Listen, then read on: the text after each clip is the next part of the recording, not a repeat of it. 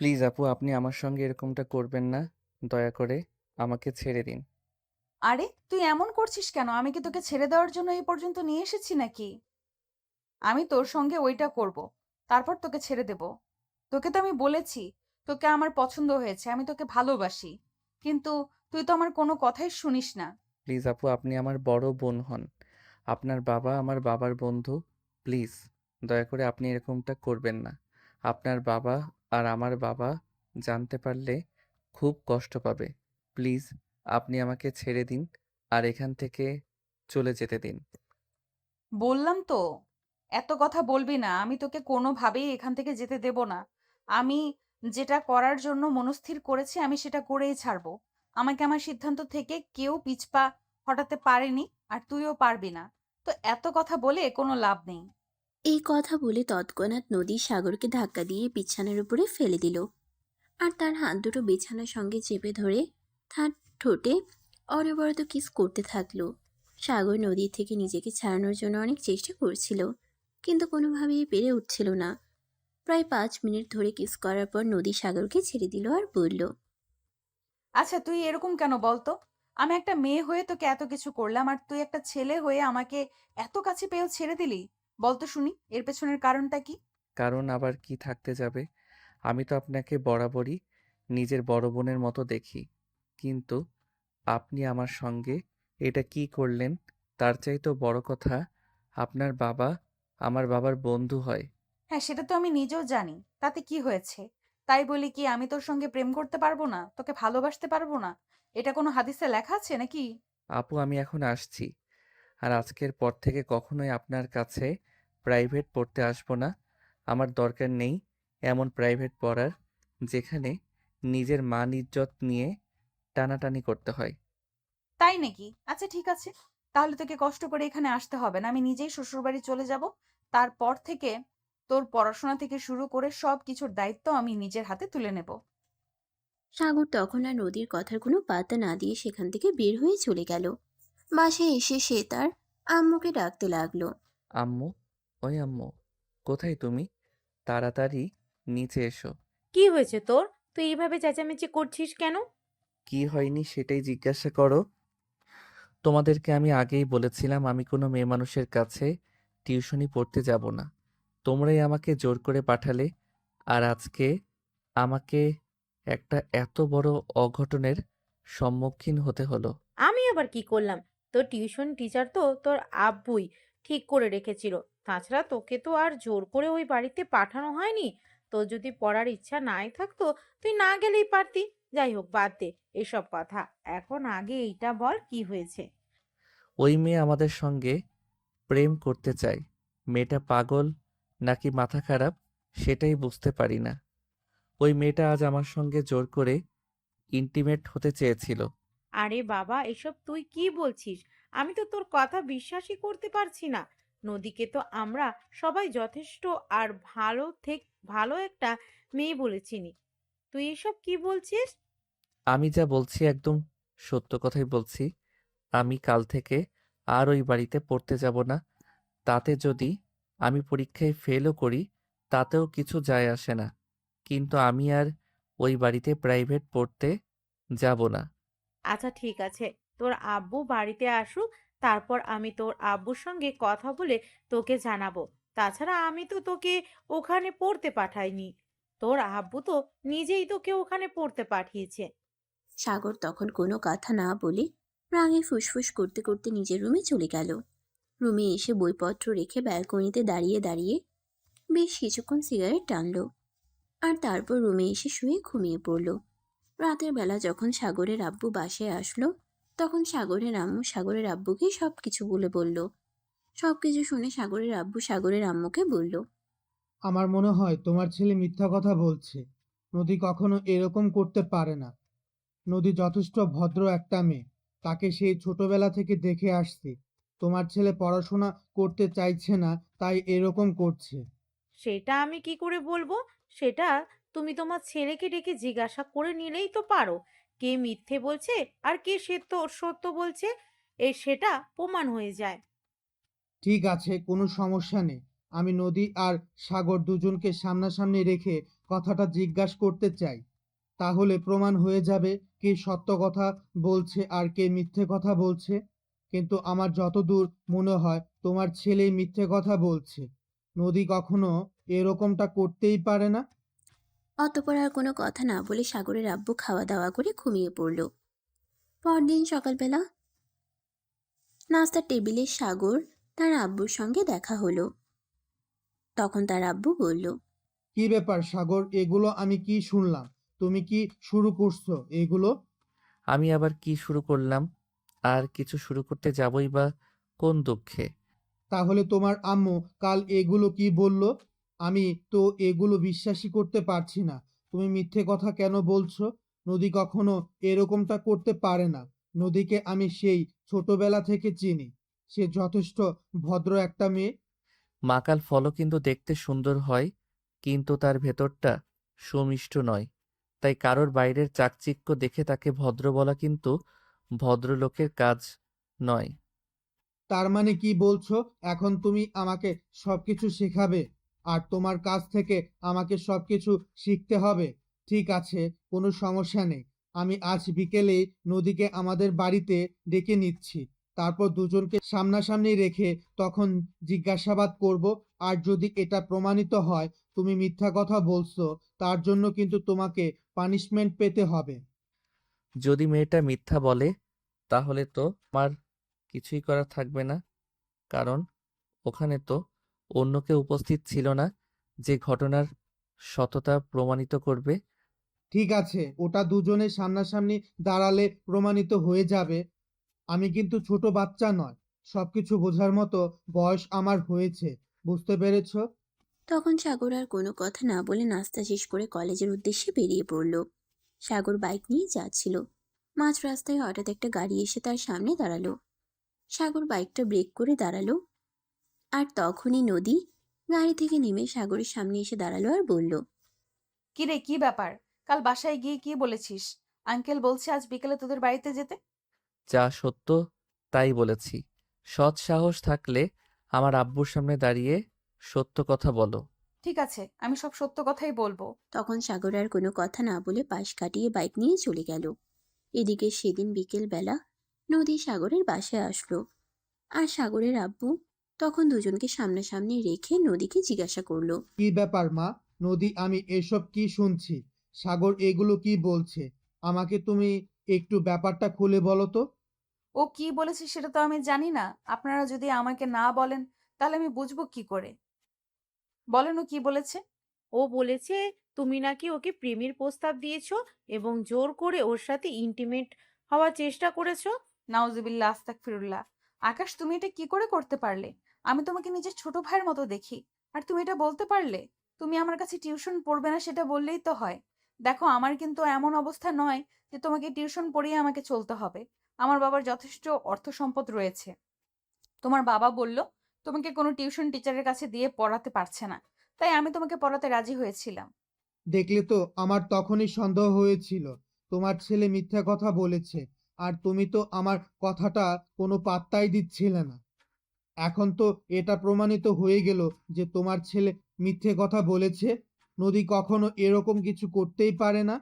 কিন্তু আমার ছেলে যা কিছু করুক না কেন, এখনো পর্যন্ত আমাকে মিথ্যে কথা বলেছে বলে মনে হয় না। তাই আমার মনে হচ্ছে এখানে কিছু একটা ঘাপলা আছে। বিষয়টা আমাদেরকে ভেবে দেখতে হবে। এত ভেবে দেখার কিছু নেই।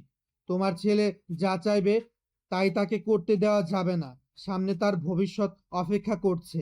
এখন তার উচিত ভালোভাবে পড়াশোনা করা। তা না করে সে এরকম উল্টাপাল্টা কাজ করলে তো হবে না। সাগর, তোমাকে বলছি, তুমি নদীর কাছে প্রাইভেট পড়বে। এটাই আমার শেষ কথা। আমি আর তোমার কোনো কথা শুনতে চাই না। আব্বু, আমি এই মেয়েটার কাছে প্রাইভেট পড়ব না, যে সুন্দর করে গুছিয়ে তোমাদের সঙ্গে মিথ্যা কথা বলে দিল। এরপর তো তোমরা আর আমার কোনো কথাই বিশ্বাস করবে না। মিথ্যে কথা ও বলেনি, তুমি বলেছ। তাই তার জন্য এটাই তোমার পানিশমেন্ট, যে তুমি নদীর কাছেই প্রাইভেট পড়বে। আমি আর বড় কথা শুনতে চাই না। এই বলে সাগরের আব্বু সেখান থেকে উঠে চলে গেল। আর এদিকে সাগর তখন কোনো কথা না বলে চুপচাপ নিজের রুমে চলে গেল। রুমে গিয়ে সে ব্যালকনিতে দাঁড়িয়ে সিগারেট টানতে থাকলো। তখনই পিছন থেকে নদী এসে দাঁড়ালো আর তার কানের কাছে মুখ নিয়ে বলতে লাগলো। কি সাহেব, আমার নামে বিচার দিয়ে কোনো লাভ হলো না তো? তাহলে বিচার দিয়ে করলেনটা কি? আপনি এখানে কেন এসেছেন? আপনি বুঝতে পারছেন না আমি আপনাকে সহ্য করতে পারি না? তারপরও কেন এভাবে আমার পিছু নিয়েছেন? আমি আপনার কাছে প্রাইভেট পড়ব না। সেটা তো আর তুমি বললে হবে না। তোমার আব্বু কি বলেছে তুমি শুনতে পাওনি? তোমাকে আমার কাছেই প্রাইভেট পড়তে হবে। তোমার কাছে আর অন্য কোনো অপশন নেই। বুঝতে পেরেছো তো? এই কথা বলতে বলতে নদী সাগরের রুম থেকে বের হয়ে চলে গেল। এরপর চলে গেল 2 দিন। সাগর আর প্রাইভেটে যায় না। তাই নদী সাগরের আব্বুর কাছে ফোন দেয়। আঙ্কেল, সাগর প্রাইভেটে আসছে না কেন? আপনি কি তার জন্য নতুন কোনো টিউটর রেখেছেন নাকি? না, সেরকমটা তো নয়। আচ্ছা ঠিক আছে, আমি আজকে বাসায় গিয়ে তারপর তোমাকে জানাচ্ছি সাগর কেন প্রাইভেটে যাচ্ছে না। সেদিন বিকেল বেলা সাগরের আব্বু বাসায় এসে সাগরকে ড্রয়িং রুমে ডেকে নিল আর তারপর জিজ্ঞাসা করলো। কি ব্যাপার সাগর, তুমি প্রাইভেটে যাচ্ছ না কেন?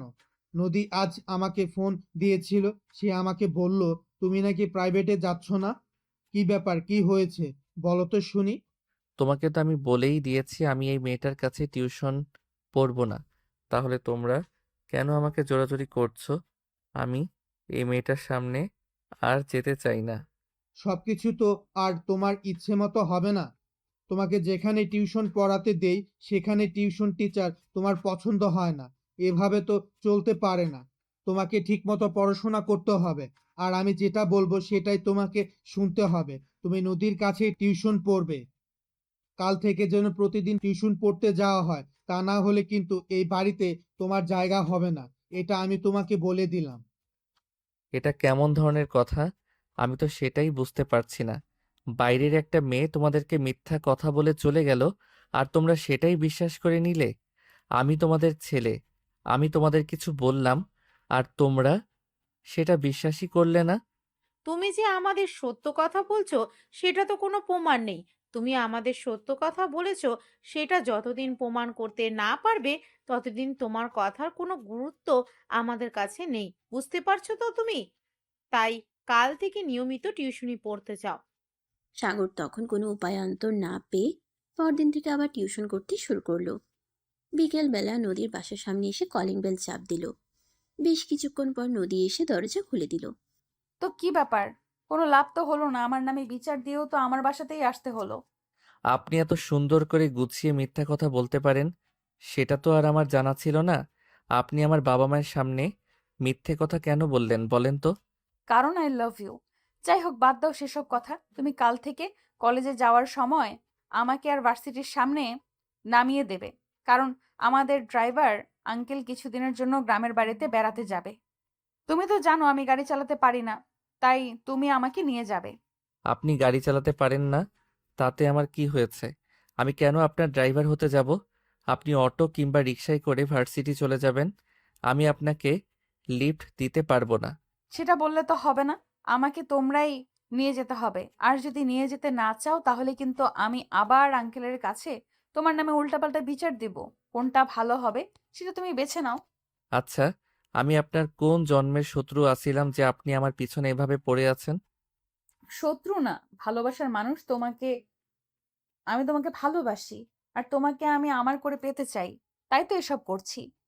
প্লিজ, দয়া করে আপনি আমাকে এসবের থেকে রেহাই দিন। আমি এসব নিতে পারছি না। আপনি যদি আমাকে ভালোভাবে টিউশন পড়াতে পারেন তো পড়ান, নয়তো বাদ দিয়ে দেন। দয়া করে আমাকে সব ঝামেলার মধ্যে জড়াবেন না। আচ্ছা ঠিক আছে, আজকের পর তোমাকে উল্টিয়ে দিলাম। আজ আর তোমাকে কিছুই বলবো না। বই বের করো, আমি তোমাকে তোমার পড়া বুঝিয়ে দিচ্ছি। সাগর তখন আর কোনো কথা না বলে বই বের করলো আর নদী তাকে পড়া বুঝিয়ে দিল। এরপর পড়া শেষ হলে সাগর বাসায় চলে আসলো। পরের দিন সকাল হতে না হতেই নদী সাগরকে ফোন দিল। সাগর তখন ঘুমাচ্ছিল, তাই ঘুম ঘুম চোখে ফোনটা রিসিভ করলো। আরে কি সমস্যা? এত সকালবেলা ফোন দিয়েছেন কেন? ঘুমটা নষ্ট করে দিলেন কেন? আমি আবার তোমার ঘুম নষ্ট করে দিতে যাব কেন? এখন সকাল সকাল ৮টা বাজে। তুমি এখনো ঘুম থেকে ওঠোনি। কেন কলেজে যাবে? কখন ফ্রেশ হবে? কখন আর নাস্তাই বা করবে কখন? আমি কখন কি করব না করব সেটা একান্তই আমার ব্যক্তিগত ব্যাপার। আমি আমার ব্যক্তিগত ব্যাপারে কারো কাছে কৈফিয়ত দিতে বাধ্য নই। সে তো করতেই হবে, হাজার হোক আমি তোমার হবু বউ বলে কথা। হবু বউয়ের কাছে যদি তুমি কৈফিয়ত দিতে না পারো, তাহলে তুমি কার কাছে কৈফিয়ত দিবে বলো তো শুনি? দেখুন, এসব ফাইজলামো মার্কা কথাবার্তা বন্ধ করুন। আপনি কেন আমাকে ফোন করেছেন সেটাই বলুন। সাত সকালবেলা কেন আপনি আমার ঘুমটা নষ্ট করলেন? তোমাকে আমি কাল বলে দিয়েছিলাম আজ কলেজে যাওয়ার সময় আমাকে ভার্সিটিতে নামিয়ে দিয়ে যাবে, কারণ আমাদের ড্রাইভার গ্রামের বাড়িতে গেছে। সেটা তোমার মনে আছে কি নেই, সেটা মনে করিয়ে দেওয়ার জন্যই তোমাকে ফোন দেওয়া। আমি তো আপনাকে বললাম আমি আপনার ড্রাইভার নই। আপনাকে কলেজে নিয়ে যাওয়া আর বাসায় পৌঁছে দেওয়ার দায়িত্বটা আমি নিতে পারবো না। তারপরও কেন আপনি আমাকে বিরক্ত করছেন? তোমাকে বিরক্ত করছি শুধুমাত্র এই কারণেই যে তুমি যাতে ভুলে না যাও। আমি কিন্তু আঙ্কেলের কাছে তোমার নামে বিচার দেব। উফ আল্লাহ, রক্ষা করো আমাকে। আমি এই মেয়ের জ্বালাতন আর সহ্য করতে পারছি না। এই কথা বলে সাগর সঙ্গে সঙ্গে ফোনটা কেটে দিল আর বিছানা থেকে নেমে ওয়াশরুমে চলে গেল। তারপর ফ্রেশ হয়ে নাস্তা করে কলেজের উদ্দেশ্যে বেরিয়ে পড়ল। কলেজে যাওয়ার পথেই নদীর বাসা সেখানে। বাসার সামনে এসে বাইক দাঁড় করালো। নদী সেখানে অনেকক্ষণ ধরেই অপেক্ষা করছিল। কি ব্যাপার, এত দেরি হলো কেন? আমি তোমাকে সেই কখন থেকে ফোন দিয়েছিলাম। এতক্ষণ লাগে নাকি তোমার বাসা থেকে এই পর্যন্ত আসতে? আপনি আমাকে ফোন দিয়েছেন আর তার সঙ্গে সঙ্গে যে আমাকে চলে আসতে হবে এরকম তো কোনো কথা নেই। আমার তো কাজ থাকতে পারে, তাই নাকি? আমার কাজ শেষ করা যখন আমার সময় হয়েছে তখনই আমি এসেছি। তুমি ইদানিং বড্ড বেশি কথা বলতে শিখেছো। যাই হোক, চলো যাওয়া যাক। তা না হলে আবার তোমার কলেজ যেতে দেরি হয়ে যাবে। সাগর তখন আর কোনো কথা বলল না। নদী বাইকে উঠে বসতেই বাইক স্টার্ট দিল আর তার ভার্সিটির সামনে এসে তাকে নামিয়ে দিয়ে কলেজে চলে আসলো। কলেজে এসে বাইকটা পার্ক করে ক্যাম্পাসের দিকে হাঁটা দিল, তখনই হঠাৎ একটা মেয়ের সঙ্গে তার ধাক্কা লেগে গেল। আরে সাগর, এটা তুমি কি করলে? চোখে দেখতে পাও না নাকি? দিলে তো আমার জামাটা নষ্ট করে। আই অ্যাম সরি রিয়া, আমি আসলে তোমাকে দেখতে পাইনি। এমনিতেও আমি অন্যমনস্ক হয়ে ক্লাসের দিকে যাচ্ছিলাম, তাই তুমি এদিকে আসছো সেটা খেয়াল করতে পারিনি। কি হয়েছে যার কারণে তুমি এভাবে অন্যমনস্ক হয়ে হেঁটে যাচ্ছিলে বলো আমাকে। বাদ দাও, তোমার জামাটা তো পুরো নষ্ট হয়ে গেছে। এখন তো তোমাকে আবার জামা চেঞ্জ করে তারপর কলেজে আসতে হবে। একটা কাজ করো, তুমি আমার সঙ্গে চলো। আমি তোমাকে বাইকে করে তোমার বাসা পর্যন্ত নিয়ে যাই। তারপর তুমি ড্রেস চেঞ্জ করলে আবার তোমাকে নিয়ে কলেজে চলে আসবো। তোমাকে কষ্ট করতে হবে না, আমি নিজেই চলে যেতে পারবো। আরে না, এটা বললে হয় নাকি? আমার জন্য তোমার জামা নষ্ট হয়েছে, তাই আমার উচিত তোমাকে তোমার বাসা পর্যন্ত নিয়ে যাওয়া আর ড্রেস চেঞ্জ করার পর তোমাকে কলেজে নিয়ে আসা। চলো আমার সঙ্গে, আমি তোমাকে তোমার বাসায় নিয়ে যাচ্ছি। তখন রিয়া আর কোনো কথা না বলে সাগরের সঙ্গে বাইকে উঠে বসলো আর বাইক চালিয়ে সাগর রিয়াকে তাদের বাড়ির সামনে নিয়ে আসলো। যাও তাড়াতাড়ি করে ড্রেস চেঞ্জ করে আসো, তা না হলে আবার কলেজের দেরি হয়ে যাবে, ক্লাস শুরু হয়ে যাবে। তুমিও আমার সঙ্গে আসো। আজ প্রথম দিন আমাদের বাড়িতে এসেছো, বাড়ির বাইরে কেন দাঁড়িয়ে থাকবে? ড্রয়িং রুমে এসে বসো, আম্মু আছে ভেতরে, আম্মুর সঙ্গে গল্প করবে।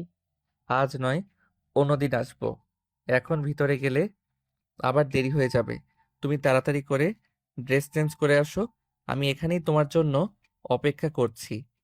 এটা কিন্তু ভালো লাগলো না, তুমি প্রথম দিন আমাদের বাড়িতে এসে আর বাড়ির বাইরেই দাঁড়িয়ে থাকবে। প্লিজ চলো না ভেতরে। আরে বাবা, লেট হয়ে যাবে, যাও। তুমি তাড়াতাড়ি ড্রেস চেঞ্জ করে আসো, আমি এখানে ওয়েট করছি। কলেজের টাইম হতে আর মাত্র 15 মিনিট বাকি আছে। এর মধ্যেই কিন্তু কলেজে ফিরে যেতে হবে, তাড়াতাড়ি যাও। রিয়া তখন আর কোনো কথা না বলে ভিতরে চলে গেল। তারপর ড্রেস চেঞ্জ করে এসে বাইকে উঠে বসলো আর তারপর সাগর বাইক চালিয়ে কলেজে নিয়ে আসলো। তারপর দুজনেই ক্লাসে চলে গেল।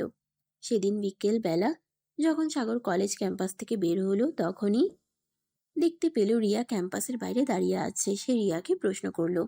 কি ব্যাপার রিয়া, কি হয়েছে, এখানে দাঁড়িয়ে আছো কেন? আসলে আমাদের ড্রাইভার আঙ্কেল এখনো আসেনি, তাই অপেক্ষা করছিলাম। ওটা এবার আঙ্কেলের কোনো সমস্যা হলো কি না সেটাই তো বুঝতে পারছি না। কলেজ ছুটি হয়েছে 20 মিনিটের বেশি, এখনো আঙ্কেল আসছে না কেন? তাহলে তুমি আমার সঙ্গে চলো, আমি তোমাকে তোমাদের বাসায় পৌঁছে দিয়ে তারপর আমার বাসায় চলে যাব। আচ্ছা ঠিক আছে, তাহলে চলো। যেখানে অনেকক্ষণ ধরে দাঁড়িয়ে আছি, আঙ্কেল আসেনি, মনে হয় আসবেও না। হয়তো কোনো সমস্যা হয়েছে। অতঃপর রিয়া সাগরের বাইকে উঠে বসলো, আর সাগর বাইক চালিয়ে রিয়াকে তার বাসার সামনে নামিয়ে দিল। তারা যখন ওই দিক দিয়ে যাচ্ছিল তখন নদী ভার্সিটি থেকে বের হয়ে আসলো। ওদের কলেজ আর নদীর ভার্সিটি একই রাস্তায় ছিল। রিয়া সাগরকে ধরে বাইকে বসেছিল। এটা নদী দেখতে পায়, আর বাসে এসে সে রাগে ফুসফুস করতে থাকে সাগর কেন তার বাইকে রিয়াকে উঠিয়েছে। সেদিন বিকেল বেলা যখন সাগর নদীর বাসে প্রাইভেট পড়তে যাচ্ছিল, তখন নদীর সঙ্গে সঙ্গেই সাগরের গালে ঠাস ঠাস করে দুটো চড় বসিয়ে দিল। সাগর একদম হতভম্ব হয়ে নদীর দিকে তাকিয়ে আছে। এত বড় সাহস! তুই আমার সামনে দিয়ে আরেকটা মেয়েকে নিয়ে বাইকে করে ঘুরে বেড়াস? সাগর এতক্ষণে বিষয়টা বুঝতে পেরেছে। আসলে সে রিয়াকে নিয়ে যখন বাইকে করে আসছিল সেটাই নদী দেখে ফেলেছে। তাই সাগর নদীকে বলল, আমার বাইকে করে আমি কাকে নিয়ে ঘুরে বেড়াবো সেটা একান্তই আমার ব্যক্তিগত ব্যাপার। এই ব্যাপারে আমি কারোর কাছে কোনো কৈফিয়ত দেব না। তুই আরেকটা মেয়ের সঙ্গে রঙ্গলীলা করে বেড়াবি আর আমি সেটা তোকে করতে দিব? এটা তুই ভাবলি কি করে? তোকে না বলেছি আমি তোকে ভালোবাসি আর তোকে বিয়ে করতে চাইছি? তাহলে ভাবলি কি করে আমার সামনে অন্য একটা মেয়ের সঙ্গে এসব করবি আর আমি সেগুলো সহ্য করব? আমি তো আপনাকে ভালোবাসি না। আপনি আমাকে ভালোবাসেন বলে যে আপনার সঙ্গে পাগলামিতে আমাকেও যোগ দিতে হবে এমন তো কোনো কথা নেই। তোকে আমাকেই ভালোবাসতে হবে, এটাই শেষ কথা। আমি কোনো কথা শুনতে চাই না। আমি আপনাকে ভালোবাসবো না। আপনি কি করবেন আমার? ঠিক আছে, তাহলে আজ তুই বাসায় যা, তাহলে সবটা বুঝতে পারবি আমি তোর কি করতে পারি আর কি করতে পারি না। ঠিক আছে, প্রয়োজন হলে আমি বাসা ছেড়ে চলে যাব। কিন্তু আপনার মতো একটা মেয়ের কাছে আমি আর টিউশন করব না। বাবা যা বলবে বলুক, আমি আর কারোর কোনো কথাই শুনবো না। এই বলে সাগর সেখানে আর এক মুহূর্ত দেরি না করে নদীর বাসা থেকে বের হয়ে বাসে চলে আসলো। নিজের রুমে এসে দরজা লাগিয়ে দিয়ে মোবাইলে গান চালিয়ে ঘুমিয়ে পড়ল। রাত তখন 11টা বাজে। তার আব্বু খাওয়া দাওয়া শেষ করে নিচের রুমে এসেছে, আর তখনই তার আম্মু তাকে ডাকতে আসলো। এই সাগর, কি হয়েছে তোর? সেই বিকেল থেকে দরজা বন্ধ করে রুমে শুয়ে আছিস। এমনি আমার শরীরটা ভালো লাগছে না, আমায় ডেকো না, আমি ঘুমাবো। তোর আব্বু তোকে ডাকছে, বলেছে তোর আব্বুর রুমে যেতে। তোর আব্বু তোকে ডাকছে, বলেছে তোর আব্বুর রুমে যেতে। আচ্ছা ঠিক আছে, তুমি যাও, আমি আসছি। অতঃপর সাগরের আম্মু সেখান থেকে চলে গেল, আর সাগর বিছানায় থেকে নেমে হাত মুখ ধুয়ে তারপর তার আব্বুর রুমে গেল আর তার আব্বুকে জিজ্ঞাসা করলো। কি ব্যাপার আব্বু, কি হয়েছে? তুমি এত রাতে আমাকে ডাকলে কেন? তোমাকে যে আমি বললাম তোমাকে নদীর কাছে টিউশন পড়তে হবে, তারপরও তুমি এসব ঝামেলাগুলো কেন করছো? বলো তো, তুমি কি ভাবছো তোমার যা ইচ্ছে তোমাকে তাই করতে দেওয়া হবে? ঝামেলাগুলো তো আমি করছি না, ঝামেলা তো সব নদী আপুই করছে। তাহলে তোমরা আমাকে কেন কথা শোনাচ্ছ? আমি তো সেটাই বুঝতে পারছি না। আমি তোমার কোনো কথা শুনতে চাই না। এখন থেকে তুমি ঠিকমতো পড়াশোনা করবে, এটাই আমি জানি। আর যদি কখনো শুনেছি তুমি উল্টাপাল্টা কিছু করেছো, তাহলে কিন্তু আমার চাইতে খারাপ কেউ হবে না। এটা আমি তোমাকে বলে দিলাম, কথাটা মাথায় রেখো। সাগর তখন কোনো কথা না বলে চুপচাপ সেখান থেকে চলে আসলো, আর রুমে এসে বসে বসে মনে মনে ভাবতে থাকলো, যেভাবেই হোক এই মেয়েটাকে তার উচিত শিক্ষা দিতেই হবে। তাই সে মনে মনে ভাবতে থাকলো কিভাবে এই মেয়েটাকে জব্দ করা যায়। তখনই হঠাৎ তার মাথায় একটা বুদ্ধি এসে গেল। পরদিন সকালবেলা যখন সে কলেজে যাচ্ছিল, সে নদীর বাসার সামনে দাঁড়িয়ে মোটর সাইকেলের হর্ন দিতে লাগলো। নদী কিছু সময় পর নিচে আসলো আর সাগরকে দেখে বলল, কি ব্যাপার? আজ এত সকাল সকাল তুমি আমার বাসার সামনে কেন? কিছু হয়েছে নাকি? আমার আবার কি হতে যাবে, আমার কিছুই হয়নি। আপনি তো বলেছেন আমি যেন প্রতিদিন আপনাকে কলেজে পৌঁছে দেই, তাই তো আপনাকে নিতে আসলাম। চিন্তা ভাবনা করে দেখেছি আপনার প্রপোজালটা মন্দ নয়, মেনে নিলে ভালোই হয়। যাই হোক, এতদিনে তাহলে তোমার মাথায় সুবুদ্ধি উদয় হলো। আচ্ছা ঠিক আছে, আমি তো এখনো রেডি হইনি, তুমি ভিতরে এসে বসো। আমি 5 মিনিটে রেডি হয়ে তারপর তোমার সঙ্গে যাচ্ছি। ঠিক আছে, কোনো সমস্যা নেই, আমি এখানেই ঠিক আছি। আপনি রেডি হয়ে আসুন, আমি আপনার জন্য ওয়েট করছি। তাড়াতাড়ি আসবেন, কিন্তু আমি কিন্তু আর বেশি সময় অপেক্ষা করতে পারবো না। নদী তখন তাড়াতাড়ি করে বাসার ভিতরে চলে গেল। আর তারপর রেডি হয়ে নিচে আসলো। তারপর বাইকে উঠে বসলো নদী। বাইকে উঠে বসতেই সাগর বাইক স্টার্ট করলো আর নদীর ভার্সিটির উদ্দেশ্যে রওনা দিল। আজ সাগর অনেক জোরে বাইক চালাচ্ছিল। সেটা দেখে নদী অনেকটা ভয় পেয়ে গেল আর বলল, আরে কি ব্যাপার? আজ আবার তোমার কি হলো? তুমি এত জোরে বাইক চালাচ্ছ কেন? প্লিজ আস্তে চালাও। আমার কিন্তু ভয় করছে, উল্টোপাল্টা কিছু হয়ে না যায়। আরে ভয় পাওয়ার কিছুই নেই। আপনি আমার বাইকের পিছনে বসলে আমার মাঝে এমনিতেই একটা অন্যরকম উত্তেজনা চলে আসে। তাই তো আমি জোরে জোরে বাইক চালাচ্ছি। আপনি বসে থাকুন, কোনো সমস্যা নেই। এই বলে সাগর আরো জোরে বাইক চালাতে লাগলো। এদিকে নদী তাকে বারবার রিকোয়েস্ট করে বলছে আস্তে বাইক চালানোর জন্য, কিন্তু সাগর তার বাইকের গতি কোনোভাবেই কমাচ্ছে না। তখনই হঠাৎ একটা ম্যানহোলের সঙ্গে সাগরের বাইক ধাক্কা লেগে গেল আর নদী বাহির থেকে ছিটকে রাস্তায় পড়ে গেল। সে পায়ে প্রচন্ড ব্যথা পায়, তার পা ভেঙে যায়। সাগরও ব্যথা পেয়েছে, তবে এতটা বেশি নয়। তখনই রাস্তার চারপাশের মানুষজন জড় হয়ে যায় আর তাদের দুজনকে হসপিটালে নিয়ে যায়। সাগরের আব্বু খবরটা পাওয়া মাত্রই হসপিটালে ছুটে আসলো। সাগর, এসব কি করে হলো? আমি তো কিছুই বুঝতে পারছি না। তুমি তো সবসময় অনেক সাবধানে বাইক চালাও, তাহলে আজ বাইক অ্যাক্সিডেন্ট হলো কি করে? তুমি কি এখন আমাকে এই প্রশ্নগুলো করার জন্য এখানে এসেছো? ভাই কি কেউ ইচ্ছে করে অ্যাক্সিডেন্ট করে নাকি? নাকি অ্যাক্সিডেন্ট হয়ে গেছে? তাহলে আমি কি করব? কথাগুলো পাশের ব্যাট থেকে নদী শুনছিল।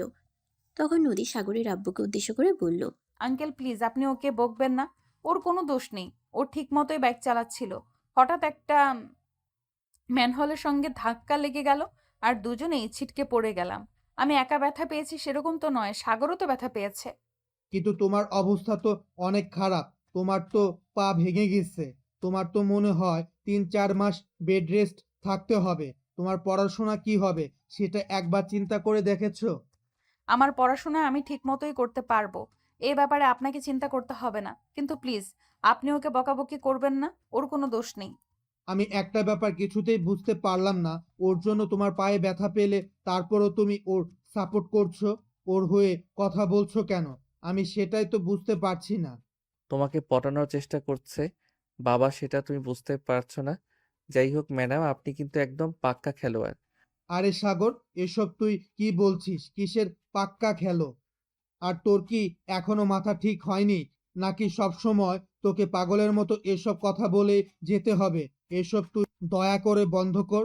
আমি তোর এসব ফাজলামো আর নিতে পারছি না। আব্বু, তুমি এখন এখান থেকে চলে যাও। নদী আপুকে একা একা থাকতে দাও, তাহলেই দেখবে খুব তাড়াতাড়ি সুস্থ হয়ে যাবে। সাগরের আব্বু তখন কোনো কথা না বলে চুপচাপ সেখান থেকে বের হয়ে গেল। আর সাগরের আম্মু তখন সাগরকে বলল, আচ্ছা বাবা, আমি তো তোর মা। এবার তুই আমাকে সত্য ঘটনাটা খুলে বল, শুনি আসলে কি হয়েছিল। কিছুই না আম্মু, যা কিছু হয়েছে সব আমি ইচ্ছা করেই করেছি, শুধুমাত্র এই মেয়েটাকে জব্দ করার জন্য।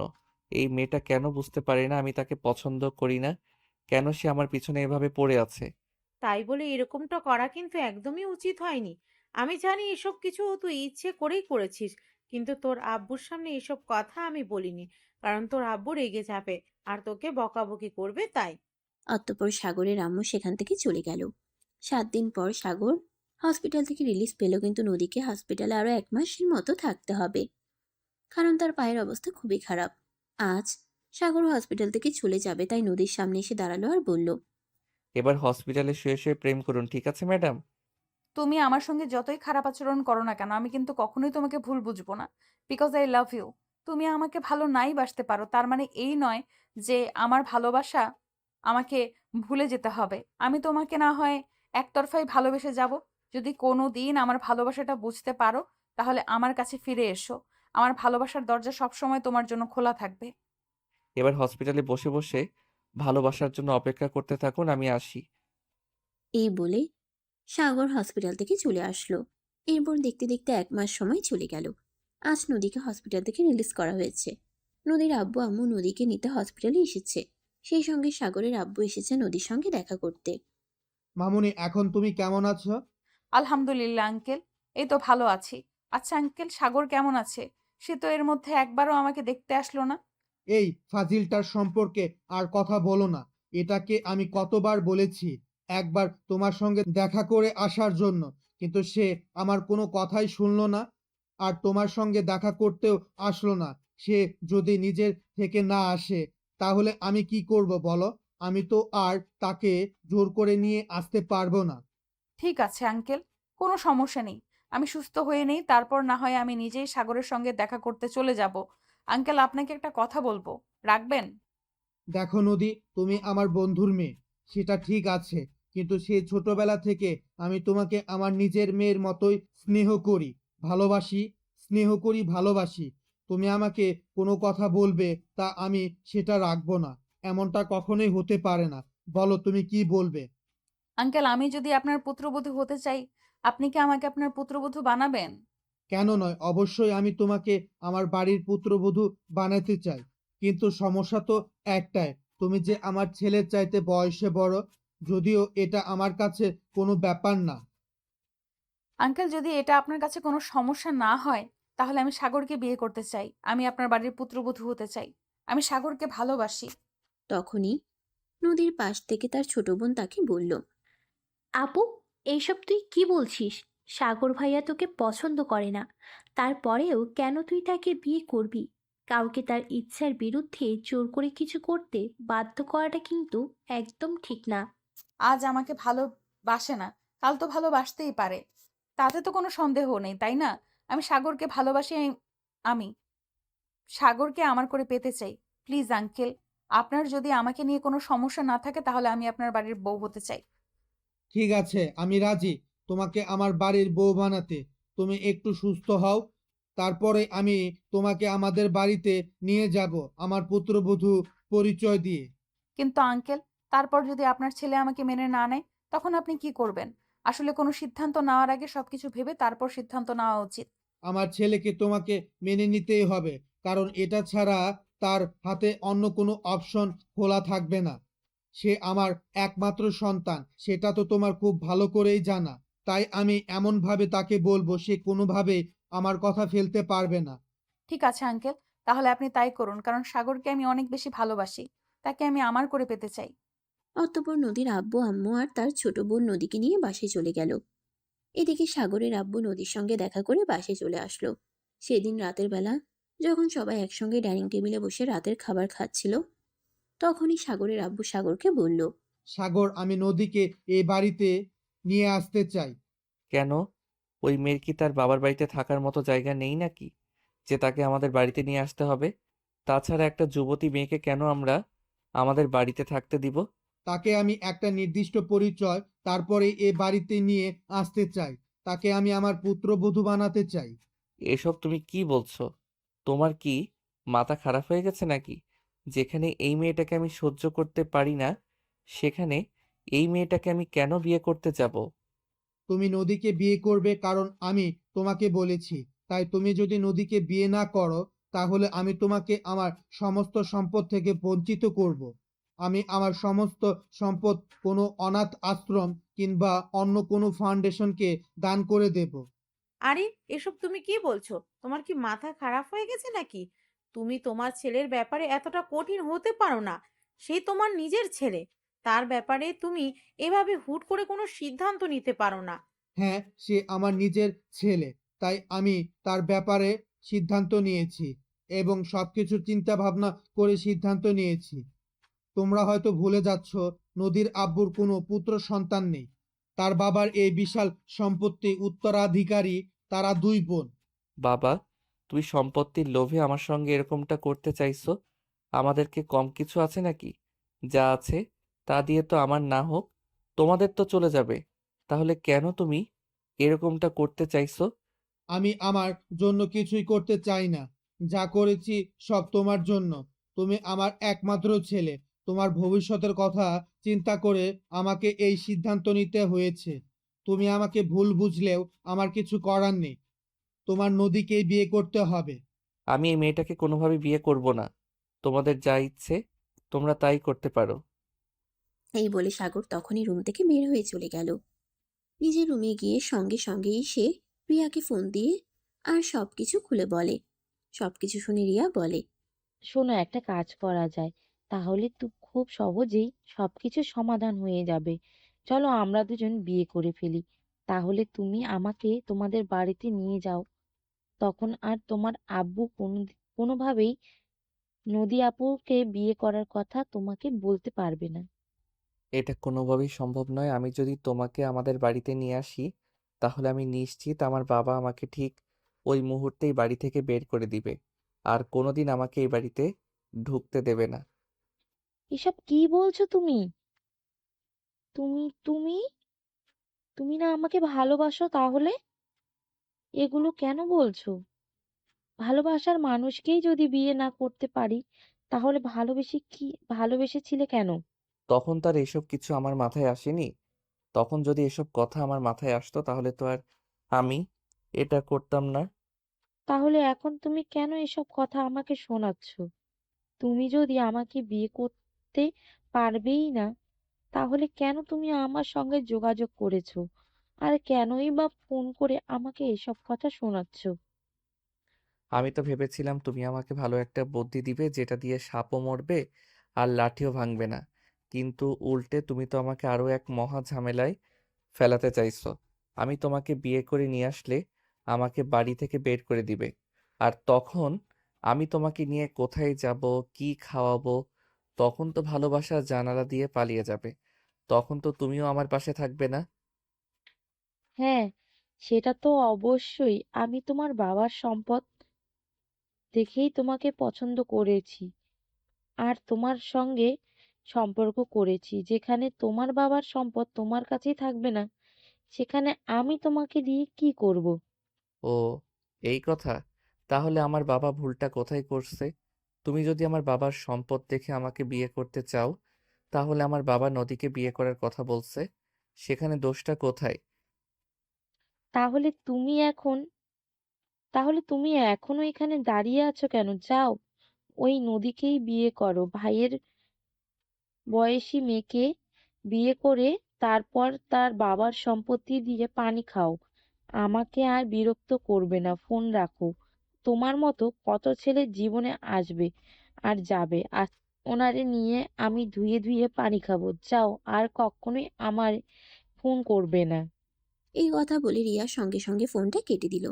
এদিকে সাগর ভেবেই কুল কিনারা পাচ্ছে না যে সে কি করবে। তখনই তার আম্মু এসে তার রুমের দরজায় নক করলো। সাগর, দরজা বন্ধ করে কি করছিস বাবা? দরজাটা খোল, আমি তোর সঙ্গে একটু কথা বলতে চাই। সাগর তখন কোনো কথা না বলে চুপচাপ দরজাটা খুলে দিল। সাগরের আম্মু রুমের ভিতর এসে তাকে বলতে লাগলো। বাবা, একটা কথা বলি, তোর বাবা যখন বলেছে তখন তুই বিয়েটা করে নে।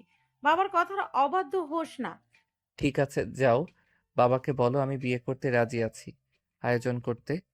এই কথা বলে সাগরের আম্মু তখনই সাগরের রুম থেকে বের হয়ে চলে গেল। আর সাগরের আব্বুকে সবকিছু খুলে বলল। সবকিছু শুনে সাগরের আব্বু তখনই নদীকে ফোন দেয় আর সবকিছু জানিয়ে দেয়। নদী তো এই কথা শুনে একদম খুশিতে আত্মহারা হওয়ার মতো অবস্থা। এরপর সাগরের আব্বু ঘরোয়া ভাবে সাগর আর নদীর বিয়ের আয়োজন করে। ছোট্ট পরিসরে তাদের বিয়ের কাজ সম্পন্ন হয়। আজ সাগর আর নদীর বাসর রাত। নদী বাসর ঘরে বসে আছে, কিন্তু সাগর রুমে আসছে না। সে ছাদে দাঁড়িয়ে দাঁড়িয়ে সিগারেট খাচ্ছে। তখনই তার আম্মু সেখানে গিয়ে উপস্থিত হয় আর তাকে বলে। কি ব্যাপার, এসব কি হচ্ছে? তুই তো বললি তোর আব্বুকে বলতে বিয়ের আয়োজন করতে, আর এখন কিনা তুই এখানে দাঁড়িয়ে দাঁড়িয়ে এভাবে সিগারেট খাচ্ছিস? হ্যাঁ, তো কি করব? আমি এই মেয়েটাকে বিয়ে করা ছাড়া তো আমার হাতে অন্য কোনো অপশন খোলা ছিল না। তাই তো বিয়েটা করেছি। তাই বলে এখন আমার রুমে গিয়ে নাচানাচি করতে হবে সেরকম তো কথা নেই। প্লিজ বাবা, আমি তোকে রিকোয়েস্ট করে বলছি, তুই এরকম করিস না। তোর আব্বু জানতে পারলে প্রচন্ড রেগে যাবে। আমি চাই না এখন আর নতুন করে এই বাড়িতে কোনো ঝামেলা হোক। তাই বাবা, তুই একটু রুমে চলে যা, তারপর প্লিজ সবকিছু ম্যানেজ করে নে। আর কোনো ঝামেলা করিস না। ঠিক আছে, যাচ্ছি। এই বলে সাগর নিজের রুমে চলে আসলো আর দরজাটা তখনই বন্ধ করে দিল। এটা দেখে নদী বিছানা থেকে নেমেই জিজ্ঞাসা করলো। কি ব্যাপার, তুমি রুমে ঢুকে দরজাটা বন্ধ করে দিলে কেন? তো কি করব? সারা রাত রুমের দরজা খুলে রাখবো নাকি আমার রুমের দরজা খুলে রাখলে ঘুম আসে না? একটা কাজ করুন, আপনি এসব সংশয় যেখানে দাঁড়িয়ে থাকতে হবে না এগুলো খুলে ফেলুন আর সোফায় গিয়ে ঘুমিয়ে পড়ুন। আমি আমার বিছানায় ঘুমাবো। আরে, এটা তুমি কি বলছো? আমি সোফায় গিয়ে কেন ঘুমাবো? আর কি কারণেই বা ঘুমাবো? আজ তো আমাদের বাসর রাত। আজ সারা রাত দুজনে বসে গল্প করব। দেখুন, আমার মাথায় ভূত চেপে ধরেনি যে আজ সারা রাত আমি আপনার সঙ্গে বসে বসে গল্প করব। আমি সুস্থ মস্তিষ্কের একটা মানুষ। আমার এখন ঘুমাতে হবে। তাই প্লিজ আপনি দয়া করে আমায় বিরক্ত করবেন না। আপনি যদি না ঘুমাতে পারেন তাহলে বেলকনিতে গিয়ে বসে থাকুন। তখনই নদীর মেজাজ কিছুটা বিগড়ে গেল। সে সাগরের এই কথাগুলো হজম করতে পারল না। তখন এসে সাগরের পাঞ্জাবির কলার চেপে ধরে বলতে লাগলো। এই ছেলে তুই কি ভেবেছিস সবকিছু তোর ইচ্ছা মতো হবে? একদমই না। আমি তোর বিয়ে করা বউ। এখন থেকে আমি তোকে যেটা বলবো তোকে সেটাই করতে হবে। আমার কথা তোকে শুনতে হবে। আমি তোর কোনো কথা শুনবো না, বুঝতে পেরেছিস? আরে এটা কি করছেন আপনি? আপনি আমার পাঞ্জাবির কলার কেন চেপে ধরেছেন? প্লিজ ছেড়ে দিন। আমার নিঃশ্বাস নিতে কষ্ট হচ্ছে। তাহলে চল আমার সঙ্গে, এখন বিছানায় আমার সঙ্গে রোম্যান্স করবি। আমি পারবো না ওসব করতে। আমি কি জানি না কিভাবে কি করে? আমি কি আগে কখনো বিয়ে করেছি নাকি? তোকে কিছুই করতে হবে না, তুই শুধু বিছানায় চল, তারপর যা করতে হয় আমিই করে নেব। তুই শুধু শুয়ে থাকবি। এই কথা বলে নদী সাগরকে ধাক্কা দিয়ে বিছানার উপর ফেলে দিল। আর তারপর সে সাগরকে বিছানার সঙ্গে চেপে ধরে ইচ্ছে মতো কিস করতে থাকলো। তারপরে এই কিসিং তারপরে এই কিসিং পর্ব চলে গেল প্রায় 20 মিনিট ধরে। নদী সাগরের সারাশরীরে কিস করেই যাচ্ছে, যেন থামতে চায় না। আর এদিকে সাগর নিজেকে কোনোভাবেই কন্ট্রোল করতে পারছে না। তার যেন বারবার নদীর মধ্যে হারিয়ে যেতে ইচ্ছে করছে। অপরদিকে নদীও কম যায় কি, সে আজ যেভাবেই হোক সাগরের সঙ্গে শারীরিক সম্পর্ক করবে এটাই ভেবেছে। তাই সে তার মতো করেই সাগরকে উত্তেজিত করার চেষ্টা করে চলেছে।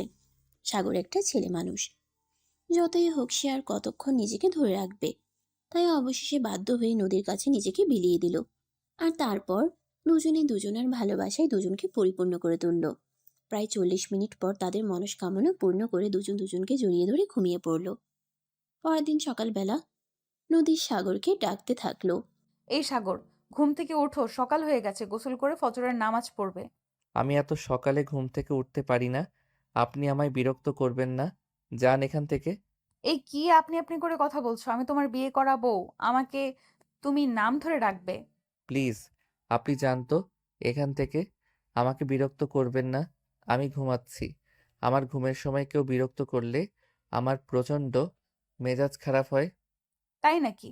কিন্তু দুঃখের সঙ্গে জানাতে হচ্ছে যে তোমার যতই মেজাজ খারাপ হোক না কেন, তুমি সেটা আমাকে দেখাতে পারবে না। কারণ আমি তোমার বিয়ে করা বউ, বউকে শুধু ভালোবাসতে হয়, মেজাজ দেখাতে হয় না। আপনি এখান থেকে যাবেন নাকি যাবেন না, আমি সেটাই আপনাকে জিজ্ঞাসা করছি। যদি চলে যাওয়ারই হতো তাহলে তো কবেই তোমাকে ছেড়ে চলে যেতাম, এখনো তোমার পেছনে পড়ে আছি। কেন? আর তোমাকে বিয়ে করে তোমার বউ হয়ে এই বাড়িতেই বা কেন আসলাম? এই বলে নদী সাগরের শরীরের উপর থেকে কম্বল ছিনিয়ে নিল। আর তারপর সাগরকে জোর করে ধরে ওয়াশরুমে নিয়ে গেল। এটা কি হলো? আপনি আমার সঙ্গে ওয়াশরুমে ঢুকেছেন কেন? আপনি তো বলেছেন ফ্রেশ হয়ে আসতে। আপনি বের হন। আমি ফ্রেশ হয়ে আসছি। না, আজ দুজনে একসঙ্গেই ফ্রেশ হব। আমি তো তোমার বিয়ে করা বউ, আমার কাছে তো তোমার কোনো লজ্জা নেই। তাহলে আমার সঙ্গে ফ্রেশ হতে সমস্যা কোথায়? এই কথা বলে নদী ঝর্ণাটা ছেড়ে দিল। আর তারপর সাগরকে নিয়ে সেখানে ভিজতে থাকলো। তারপর গোসল শেষ করে কাপড় চেঞ্জ করে রুমে চলে আসলো। এই কথা বলে নদী ঝর্ণাটা ছেড়ে দিল। আর তারপর সাগরকে নিয়ে সেখানে ভিজতে থাকলো। তারপর গোসল শেষ করে কাপড় চেঞ্জ করে রুমে চলে আসলো। সাগর রুমে এসে আবারও বিছানায় গিয়ে কম্বলটা নিয়ে শুয়ে পড়ল। তখনই নদী তাকে একটা টান দিয়ে বিছানা থেকে ফেলে দিল। তুমি আবার কেন বিছানায় গিয়েছো? তোমাকে না বললাম তুমি আমার সঙ্গে ফজরের নামাজ পড়বে? আমি তো নামাজ পড়তে পারি না। ইভেন আমি কখনো নামাজ পড়িও না। আমি তো আপনাকে বললাম আমি কখনো সকালবেলা ঘুম থেকে উঠি না। আর সেখানে নামাজ তো অনেক দূরের কথা। সেই কথা তো আর এখন বললে হবে না। এখন তোমার বিয়ে হয়ে গেছে, আর আমি তোমার বউ। আমি তোমার সঙ্গে থাকবো, আমি নামাজ পড়বো। আর তুমি আমার আর তুমি নামাজ পড়বে না, এটা কি হয় নাকি? এই বলে নদী আলমারি থেকে দুটো জায়নামাজ বের করলো। আর সাগরকে নিয়ে নামাজে দাঁড়িয়ে পড়ল। নামাজ শেষ করে নদী সাগরকে বলল। চলো আমাকে নিয়ে হাঁটতে যাবে, আমি প্রতিদিন সকালবেলা হাঁটতে বের হই। এটা আমার ছোটবেলাকার অভ্যাস। আপনি আমার সঙ্গে কি শুরু করেছেন বলেন তো? সকালবেলা ঘুম থেকে উঠালেন, তারপর গোসল করালেন, তারপর নামাজ পড়ালেন। এখন আবার বলছেন আপনাকে নিয়ে বাইরে যেতে হবে। আপনার কি মাথা খারাপ হয়ে গেছে নাকি? আমার মাথা কেন খারাপ হতে যাবে? আমার মাথা একদম ঠিক আছে। আমার মাথায় কোনো সমস্যা হয়নি। আমি তো তোমাকে বলছি শুধু আমাকে নিয়ে একটু হাঁটতে যেতে। এতে সমস্যা কোথায়? আমি আপনার সঙ্গে যেতে পারবো না। আপনার যা ইচ্ছে আপনি তাই করুন। আমি আপনার আর কোনো কথা শুনছি না। বুঝতে পেরেছেন? তাহলে শ্বশুর আব্বুকে গিয়ে বলে দেই তুমি আমার সঙ্গে খারাপ আচরণ করছো। এই বলে নদী রুম থেকে বের হয়ে সাগরের আব্বুর রুমের দিকে যাচ্ছিল। তখনই সাগর নদীকে টেনে নিয়ে রুমে চলে আসলো আর বলতে লাগলো। আরে আপনি এরকম কেন? সব কিছুতেই আব্বুকে বলতে হবে কেন? চলুন, আমি আপনাকে নিয়ে যাচ্ছি। কিন্তু দয়া করে আব্বুকে কিছু বলতে যাবেন না। আব্বুকে কিছু বললেই আব্বু আমাকে আরো হাজারটা কথা শোনাবে। আমি সেই কথাগুলো সহ্য করতে পারবো না। সেটা তো আগেই বোঝা উচিত ছিল। আমার সঙ্গে এভাবে তর্ক করা, আমার কথা না শোনা একদমই উচিত হচ্ছে না, তাই না? অতঃপর সাগর আর কোনো কথা না বলে নদীকে নিয়ে বাইরে হাঁটতে বের হয়ে গেল। হাঁটাহাঁটি করে সকাল 8টার দিকে বাসায় আসলো নদী আর সাগর। দুজনে বাসায় ঢুকেই দেখতে পেল সাগরের আম্মু রান্নাঘরে নাস্তা বানাচ্ছে। তখন নদী সাগরকে বলল। যাও রুমে গিয়ে পড়তে বসো, আমি আম্মুকে রান্নার কাজে হেল্প করি। রান্না শেষ হলে তোমাকে ডেকে নেব। সাগর তখন কোনো কথা না বলে চুপচাপ নিজের রুমে চলে গেল। আর একদিকে নদী কিচেনে শাশুড়িকে রান্নার কাজে সাহায্য করতে চলে আসলো। আম্মু কি করছেন বলুন, আমি আপনাকে করে দিচ্ছি। আরে বৌমা, তুমি আবার এত সকালবেলা রান্নাঘরে আসতে গেলে কেন? আমি তো রান্নাটা সেরে নিতে পারতাম। তুমি বিয়ে হয়ে আসা নতুন বউ, এখন তোমার রান্নাঘরে আসার সময় হয় নাই। যাও রুমে যাও আর নিজের স্বামীকে সময় দাও। না আম্মু, আমি অনেকক্ষণ আগেই ঘুম থেকে উঠেছি। নামাজ পড়ে তারপর আপনার ছেলেকে নিয়ে একটু হাঁটতে বের হয়েছিলাম। এই মাত্র আসলাম। ও আচ্ছা, এই ব্যাপার। যাই হোক, কোনো সমস্যা নেই, আমি করে নিতে পারবো। তুমি রুমে যাও। কিন্তু নদী তার শাশুড়ি আম্মুর কথা শুনল না। সে রান্নাঘরে তার শাশুড়ি আম্মুকে রান্নার কাজে সহযোগিতা করলো। আর রান্না শেষে সবাইকে নিয়ে একসঙ্গে নাস্তা শেষ করলো। এরপর চলে গেল দীর্ঘ 5 বছর। সাগর পড়াশোনা শেষ করে তার বাবার কোম্পানিতে জয়েন করেছে। তার বাবা এখন আর অফিসে আসে না। সবকিছু সাগরকেই দেখাশোনা করতে হয়। তাছাড়া ইতিমধ্যে তাদের ঘর আলো করে একটা ফুটফুটে কন্যা সন্তান এসেছে। সাগর আর নদী তাদের মেয়ের নাম রেখেছে মোহনা। মোহনা মেয়েটা বড্ড মিষ্টি। তার চেহারার দিকে তাকালে দুনিয়ার সমস্ত কষ্ট ভুলে যাওয়া যায়। এত সুন্দর মেয়েটা। এদিকে সেদিন সাগর নিজের কেবিনে বসে কাজ করছিল। তখনই ম্যানেজার এসে তাকে বলল। স্যার, আপনাকে তো আজ বিকালে একটা মিটিংয়ের জন্য চট্টগ্রাম যেতে হবে। কি বলেন? আজ বিকেলে আমাকে চট্টগ্রাম যেতে হবে? সে কথা আপনি আমাকে আগে বলেননি কেন? এটা তো আপনার আরো আগে আমাকে বলা উচিত ছিল। স্যার, আসলে আমি আপনাকে বলতেই ভুলে গিয়েছিলাম। আই এম সরি স্যার, আমার একদমই মনে ছিল না। আচ্ছা ঠিক আছে, কোনো সমস্যা নেই। তাহলে আমি এক্ষুনি রওনা দিচ্ছি। আপনি একটা কাজ করুন, অফিসের দিকটা আপনি সামলে নিন। আর আমার বাসায় একটু ফোন করে জানিয়ে দিবেন আমি আজ বাসায় ফিরতে পারবো না। আমি যদি ফোন দেই তাহলে আমাকে হাজারটা কথা শুনতে হবে। কেন আমি আগে থেকে তাদেরকে জানালাম? আচ্ছা ঠিক আছে, কোনো সমস্যা নেই। আমি ম্যাডামকে বলে দেবো আপনি অফিসের জরুরি কাজে চট্টগ্রাম চলে গেছেন, আজ বাসায় ফিরতে পারবেন না। ধুর ছাই, আরও তো একটা মহা ঝামেলা রয়ে গেল। আজ তো আমার মেয়ে মোহনাকে নিয়ে একবার ডক্টরের কাছে যাওয়ার ছিল। নদী তো আমাকে বলে দিয়েছিল বিকেলবেলা যেন অফিসার করে তাড়াতাড়ি বাসায় চলে যাই। মোহনাকে নিয়ে ডক্টরের কাছে যেতে হবে। ওটার কি হবে? স্যার, আপনি কোনো চিন্তা করবেন না, এটা আমি সামলে নিতে পারবো। মোহনা মামুনিকে নিয়ে আমি ডক্টরের কাছে চলে যাব। আপনি নিশ্চিত মনে চট্টগ্রামে যান। অতঃপর সাগর কোনো কথা না বলে অফিস থেকে তখনই বের হয়ে গেল আর চট্টগ্রামের উদ্দেশ্যে রওনা দিল। সেখান থেকে মিটিং শেষ করে আসতে পরের দিন বিকেল হয়ে গেল। সাগর দরজার সামনে দাঁড়িয়ে কলিং বেল চেপে যাচ্ছে, কিন্তু কেউ দরজা খুলছে না, কারণ সবাই তখন নিজেদের রুমে ঘুমাচ্ছিল। তখনই সাগরের মেয়ে মোহনা তার আম্মুকে ডাকতে লাগলো। আম্মু, ও আম্মু, ঘুম থেকে ওঠো। কে যেন কলিং বেল বাজাচ্ছে অনেকক্ষণ ধরে। ঠিক আছে আম্মু, চলো আমার সঙ্গে গিয়ে দেখি কে এসেছে। এই বলে নদী আর তার মেয়ে নিচে আসলো। দরজা খুলেই দেখে সাগর দরজার বাইরে দাঁড়িয়ে আছে। তার মেয়ে তাকে দেখে লাফ দিয়ে তার কোলে চলে গেল। আব্বু, আব্বু, তুমি কোথায় গিয়েছিলে? জানো, আমি তোমাকে খুঁজেছি, কোথাও তোমাকে খুঁজে পাইনি। আম্মু, আই এম সরি। আমি তো অফিসের একটা কাজে চট্টগ্রাম চলে গেছিলাম, খুব তাড়াতাড়ি করে চলে যেতে হয়েছিল, তাই তোমাকে বলে যেতে পারিনি। I am sorry. এবারের মতো আমাকে ক্ষমা করে দাও। ঠিক আছে, আমি তোমাকে ক্ষমা করে দিলাম। তবে আর কখনো এরকম করবে না। আই লাভ ইউ আব্বু। উম্মা। আই লাভ ইউ টু আম্মু। চলো এখন ভিতরে যাই, ফ্রেশ হয়ে খাওয়া দাওয়া করে নেই। তারপর আজ সারা বিকাল তোমার সঙ্গে গল্প করব আর খেলাধুলা করব। আম্মু, দেখলে তো আমার আব্বু কত ভালো। আজ সারা বিকাল আমার সাথে গল্প করেছে আর খেলাধুলা করবে। আমি আমার আব্বুকে অনেক ভালোবাসি। এই বলে সাগর তার বউ আর তার মেয়েকে নিয়ে রুমে চলে আসলো। তারপর ওয়াশরুমে যেয়ে ফ্রেশ হয়ে নিল আর খাওয়া দাওয়া করে তারপর তার মেয়ের সঙ্গে সময় কাটাতে থাকলো। এভাবেই চলে গেল সেদিনের বিকেলটা। রাত 11টা বাজে, মোহনা তখনও খেলাধুলা করছে, ঘুমায়নি। তখন সাগর তার মেয়েকে বলল, কি ব্যাপার আম্মু, কি হয়েছে? এত রাত হয়েছে, তুমি এখনো ঘুমাচ্ছ না কেন?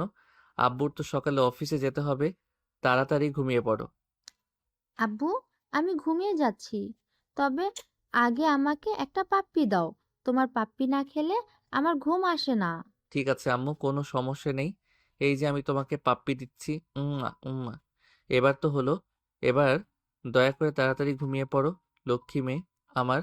তোমার মতো মেয়ে হয় না। তুমি আমার কত যত্ন নাও আর কত ভালোবাসো। এই বলে সাগর তার মেয়েকে ঘুম পাড়িয়ে দিল। এদিকে নদী রান্নাঘরের কাজকর্ম সেরে ততক্ষণে রুমে এসেছে। মোহনা ঘুমিয়ে গেছে। এটা দেখে নদী বলতে লাগলো, বাহ বাহ, খুব ভালো তো। ভালোই বাবা হয়েছো, মেয়েকে একদম ঘুম পাড়িয়ে ফেলেছো। আমি তো ভেবেছিলাম আমার কাজকর্ম সব শেষ করে তারপর এসে মেয়েকে ঘুম পাড়াতে হবে, কিন্তু তার আগেই তো তুমি আমার কাজটা করে দিয়েছো। হ্যাঁ, তাড়াতাড়ি ঘুম পাড়িয়ে দিয়েছি যাতে তুমি রুমে এসে আর সময় নষ্ট না করো। যাতে রুমে আসার পর সমস্ত সময়টা শুধু আমাকেই দাও। তাই তো মেয়েকে তাড়াতাড়ি ঘুম পাড়িয়ে দিলাম। তোমাকে সময় দেব মানে? আমি তোমাকে সময় দিতে পারবো না, আমার শরীরটা খুব টায়ার্ড লাগছে। আমাকে ঘুমাতে হবে, আমায় বিরক্ত করো না। এই বলে নদী বিছানায় শুয়ে মেয়ের পাশে ঘুমিয়ে পড়ছিল। কিন্তু সাগর কি আর তাকে সেটা করতে দেবে? সাগর তাকে টান দিয়ে নিজের বুকের সঙ্গে মিশিয়ে নিল আর তার ভালোবাসা ভরিয়ে দিতে থাকলো। প্রায় 1 ঘন্টা পর তাদের ভালোবাসা আদান প্রদান পর্ব শেষ হলে মেয়েকে বুকে নিয়ে ঘুমিয়ে পড়ল। এভাবেই চলছিল তাদের দিনগুলো, ঠিক স্বপ্নের মতো। কিন্তু হঠাৎ একদিন সাগর অফিসে কাজ করছিল। তখনই একটা মেয়ে তার কেবিনের দরজায় নক করে। Excuse me, may I come in? Yes, আসুন। তা কি ব্যাপার, বউ বাচ্চা নিয়ে দেখছি ভালোই আছো। আমার কথা বুঝ- বুঝি ভুলেই গেছো নাকি আমাকে না ভালোবাসতে? তাহলে এত তাড়াতাড়ি ভুলে গেলে কি করে? এই কথা শুনে সাগর ল্যাপটপ বন্ধ করে রিয়ার দিকে ফিরে তাকালো। রিয়াকে দেখে তো সে একদম অবাক। এতদিন পর রিয়া এখানে কি করে আসলো? আর তার অফিসের ঠিকানাই বা কি করে জানলো? আরে রিয়া, তুমি এখানে আমার অফিসে কিভাবে আসলে? তুমি তো আমার অফিসের ঠিকানা জানতে না, তাহলে কি করে আসলে? তুমি এই শহরের নাম করা একজন বিজনেসম্যান, তোমার অফিসের ঠিকানা না জেনে কোনো উপায় আছে নাকি? আমি তো সেদিন পত্রিকায় দেখলাম ঢাকার টপ বিজনেসম্যানদের মধ্যে তুমি একজন, তাই তোমার অফিসটাই খুঁজে পেতে আমার খুব একটা সমস্যা হলো না। যাই হোক, তুমি আমার অফিসের ঠিকানা খুঁজে পেয়েছো, বেশ ভালো কথা, কিন্তু এখানে কেন এসেছো? আমি তো সেটাই বুঝতে পারছি না। আমার অফিসে এতদিন পর হঠাৎ তোমার কি দরকার থাকতে পারে? মিস্টার সাগর, তুমি হয়তো ভুলে গেছো, একটা সময় তোমার সঙ্গে আমার খুব ভালো একটা সম্পর্ক ছিল এবং খুব গভীর একটা সম্পর্ক ছিল। তুমি আমাকে বিয়ে করবে বলে কথা দিয়েছিলে, কিন্তু দুর্ভাগ্যবশত সেটা হয়ে ওঠেনি। তাই আমি আজ তোমার সঙ্গে কথা বলতে এসেছি। চলো আমার সবকিছু মিটিয়ে নেই, আবার আমরা আমাদের সম্পর্কটা কন্টিনিউ করি। রিয়া, তুমি হয়তো ভুলে গেছো আমি অনেকদিন আগেই বিয়ে করেছি। আমি এখন আমার বউকে অনেক বেশি ভালোবাসি। তাছাড়া আমার একটা মেয়ে আছে। এত কিছুর পর তুমি ভাবলে কি করে তুমি ফিরে আসলে আমি তোমাকে বিয়ে করব? যখন আমি সমস্যায় ছিলাম তখন তো আমি তোমার কাছ থেকে কোনো সহযোগিতা পাইনি। এখন কি আমার কাছ থেকে এটা আশা করা বোকামি হচ্ছে না? না, হচ্ছে না, কারণ আমি এখনো তোমাকে ততটাই ভালোবাসি, যতটা সেদিন ভালোবাসতাম। কিন্তু তখন আমি সেটা বুঝে উঠতে পারিনি, এখন আমি এটা বুঝতে পেরেছি। তাই আমি তোমার খোঁজ নিয়ে তোমার কাছে চলে এসেছি। এখন তুমি আমাকে বিয়ে করবে। তোমার কি মাথা খারাপ হয়ে গেছে নাকি? আমি তো সেটাই বুঝতে পারছি না। এখন আমার বউ আছে, বাচ্চা আছে। এখন আমি তোমাকে কেন বিয়ে করতে যাব? তুমি প্লিজ এখান থেকে চলে যাও। তুমি বললেও তো আমি চলে যেতে পারবো না, কারণ তোমার নতুন ম্যানেজার হিসেবে চাকরিটা আমি নিয়েছি। আরে, এসব তুমি কি বলছো? আমার ম্যানেজার চাকরি ছেড়ে দিয়েছে, নতুন ম্যানেজার নিয়োগ করা হচ্ছে সেটা জানতাম, কিন্তু সেখানে যে তুমি আসছো সেটা তো জানতাম না। হ্যাঁ, আমাদের বাসায় একটু সমস্যা হয়েছে, তাই আমরা ব্যবসা ছেড়ে দিয়েছি, কিন্তু এই মুহূর্তে আমি একটু আর্থিক সমস্যার মধ্যে পড়ে গেছি। তাই তো তোমার অফিসে আমাকে চাকরিটা নিতে হলো। যাই হোক, ব্যাপার না। আমি আসলে আমার পরিচয় গোপন রেখেই তোমার অফিসে চাকরি নিতে চেয়েছিলাম, আর তারপর তোমার সামনাসামনি এসে তোমাকে সারপ্রাইজ দিতে চেয়েছিলাম। এইটুকু করা। কিন্তু এখন তো আমি তোমার ব্যাপারে জেনে গেছি, তাই মনে হয় তোমার এই অফিসে চাকরি করাটা হবে না। তার জন্য আমি খুবই দুঃখিত। প্লিজ তুমি অন্য কোথাও চাকরি খুঁজে নাও। কিন্তু খুবই দুঃখের সহিত জানাতে হচ্ছে, তুমি হয়তো এটা ভুলে গেছো এগ্রিমেন্টের ব্যাপারে। এটা লেখা ছিল যে আমাকে যদি আমার কোনো দোষ ছাড়াই এই কোম্পানি থেকে বহিষ্কার করা হয়, তাহলে আমাকে পুরো 1 বছরের মাইনে অ্যাডভান্স করতে হবে। সমস্যা নেই, আমি তোমাকে পুরো 1 বছরের মাইনে দিয়ে দিব। তাতে আমার খুব বেশি একটা প্রবলেম হবে না। কিন্তু তোমাকে আমি আমার অফিসে রাখতে পারবো না, কারণ আমি খুব ভালোভাবেই বুঝতে পেরেছি তুমি এখানে একটা অসৎ উদ্দেশ্য নিয়ে এসেছো, যেটা তোমার আর আমার কারোর জন্যই ভালো হবে না। তাই আমি তোমাকে 1 বছরের বেতনই দিয়ে দিচ্ছি, কিন্তু তোমাকে আমি আমার কোম্পানিতে রাখতে পারলাম না। প্লিজ পারলে আমায় ক্ষমা করে দিও। আরে সাগর, এটা তুমি কি করছো? আমি তোমার অফিসে আজকে প্রথম আসলাম, আর আজকেই তুমি আমাকে 1 বছরের বেতন অ্যাডভান্স করে দিয়ে অফিস থেকে বের করে দিচ্ছ? প্লিজ তুমি এটা করো না। আমি তোমায় ভালোবাসি। তুমি আমায় ভালো নাই বাসতে পারো, কিন্তু আমি তোমার পাশাপাশি থাকতে চাই। অন্তত তোমাকে দু চোখ ভরে দেখার সুযোগটা হারাতে চাই না। কিন্তু আমি আপনাকে সেই সুযোগটা দিতে পারলাম না। আমি একটা বিবাহিতা পুরুষ, আমার বউ আছে, বাচ্চা আছে। তারপরেও যদি আমি আপনাকে এই সুযোগটা দেই, তাহলে আমার বউয়ের প্রতি অবিচার করা হবে, আর আমি সেটা করতে চাই না। সো প্লিজ তুমি আমাকে ক্ষমা করতে পারো, আর এখন তুমি আসতে পারো। আমি আমার অফিসের জন্য অন্য একজন ম্যানেজার নিয়োগ করে নেব। অতঃপর সাগর রিয়ার সঙ্গে আর কোনো কথা না বলে রিয়াকে নিজের কেবিন থেকে বের হয়ে যেতে বলল। রিয়া কোনো উপায়ান্তর না পেয়ে সেখান থেকে বের হয়ে চলে গেল। সেদিন বিকেলবেলা সাগর যখন অফিসে করে বাসায় আসলো, তখনই নদী রান্নাঘরের কাজ থেকে সোজা রুমে চলে আসলো, আর দরজাটা বন্ধ করে দিয়ে সাগরের সামনে গিয়ে দাঁড়ালো আর বলতে লাগলো। কি ব্যাপার? তোমার পুরনো প্রেমিকা রিয়া নাকি আজ তোমার অফিসে এসেছিল? কিসের জন্য? ওরে বাবা রে বাবা, এত খবর তুমি কোথা থেকে পাও? আমি তো নিজেই জানতাম না যে রিয়া আমার অফিসে চাকরি নিয়েছে। অ্যাক্সিডেন্টলি সে আমার কেবিন পর্যন্ত পৌঁছে যায়, কিন্তু আমি তাকে 1 বছরের বেতন দিয়ে অফিস থেকে বের করে দিয়েছি। তবে এই কথা তোমার কান পর্যন্ত পৌঁছালো কি করে? আমি সেটা তোমাকে দিতে আসিনি। আমি শুধু তোমাকে এটা বলতে এসেছি, রিয়া তোমার অফিসে চাকরি পেলো কি করে? আমি যতদূর জানি, তোমার অফিসের সমস্ত লোক তুমি নিয়োগ করো। তাহলে জেনে শুনে তুমি কেন রিয়াকে তোমার অফিসে চাকরি দিতে গেলে? তুমি তো জানোই কয়দিন ধরে অফিসের কাজে আমি খুবই ব্যস্ত আছি, তাই এই ব্যাপারটা আমি খেয়াল করিনি। আমার অজান্তেই এটা হয়ে গেছে।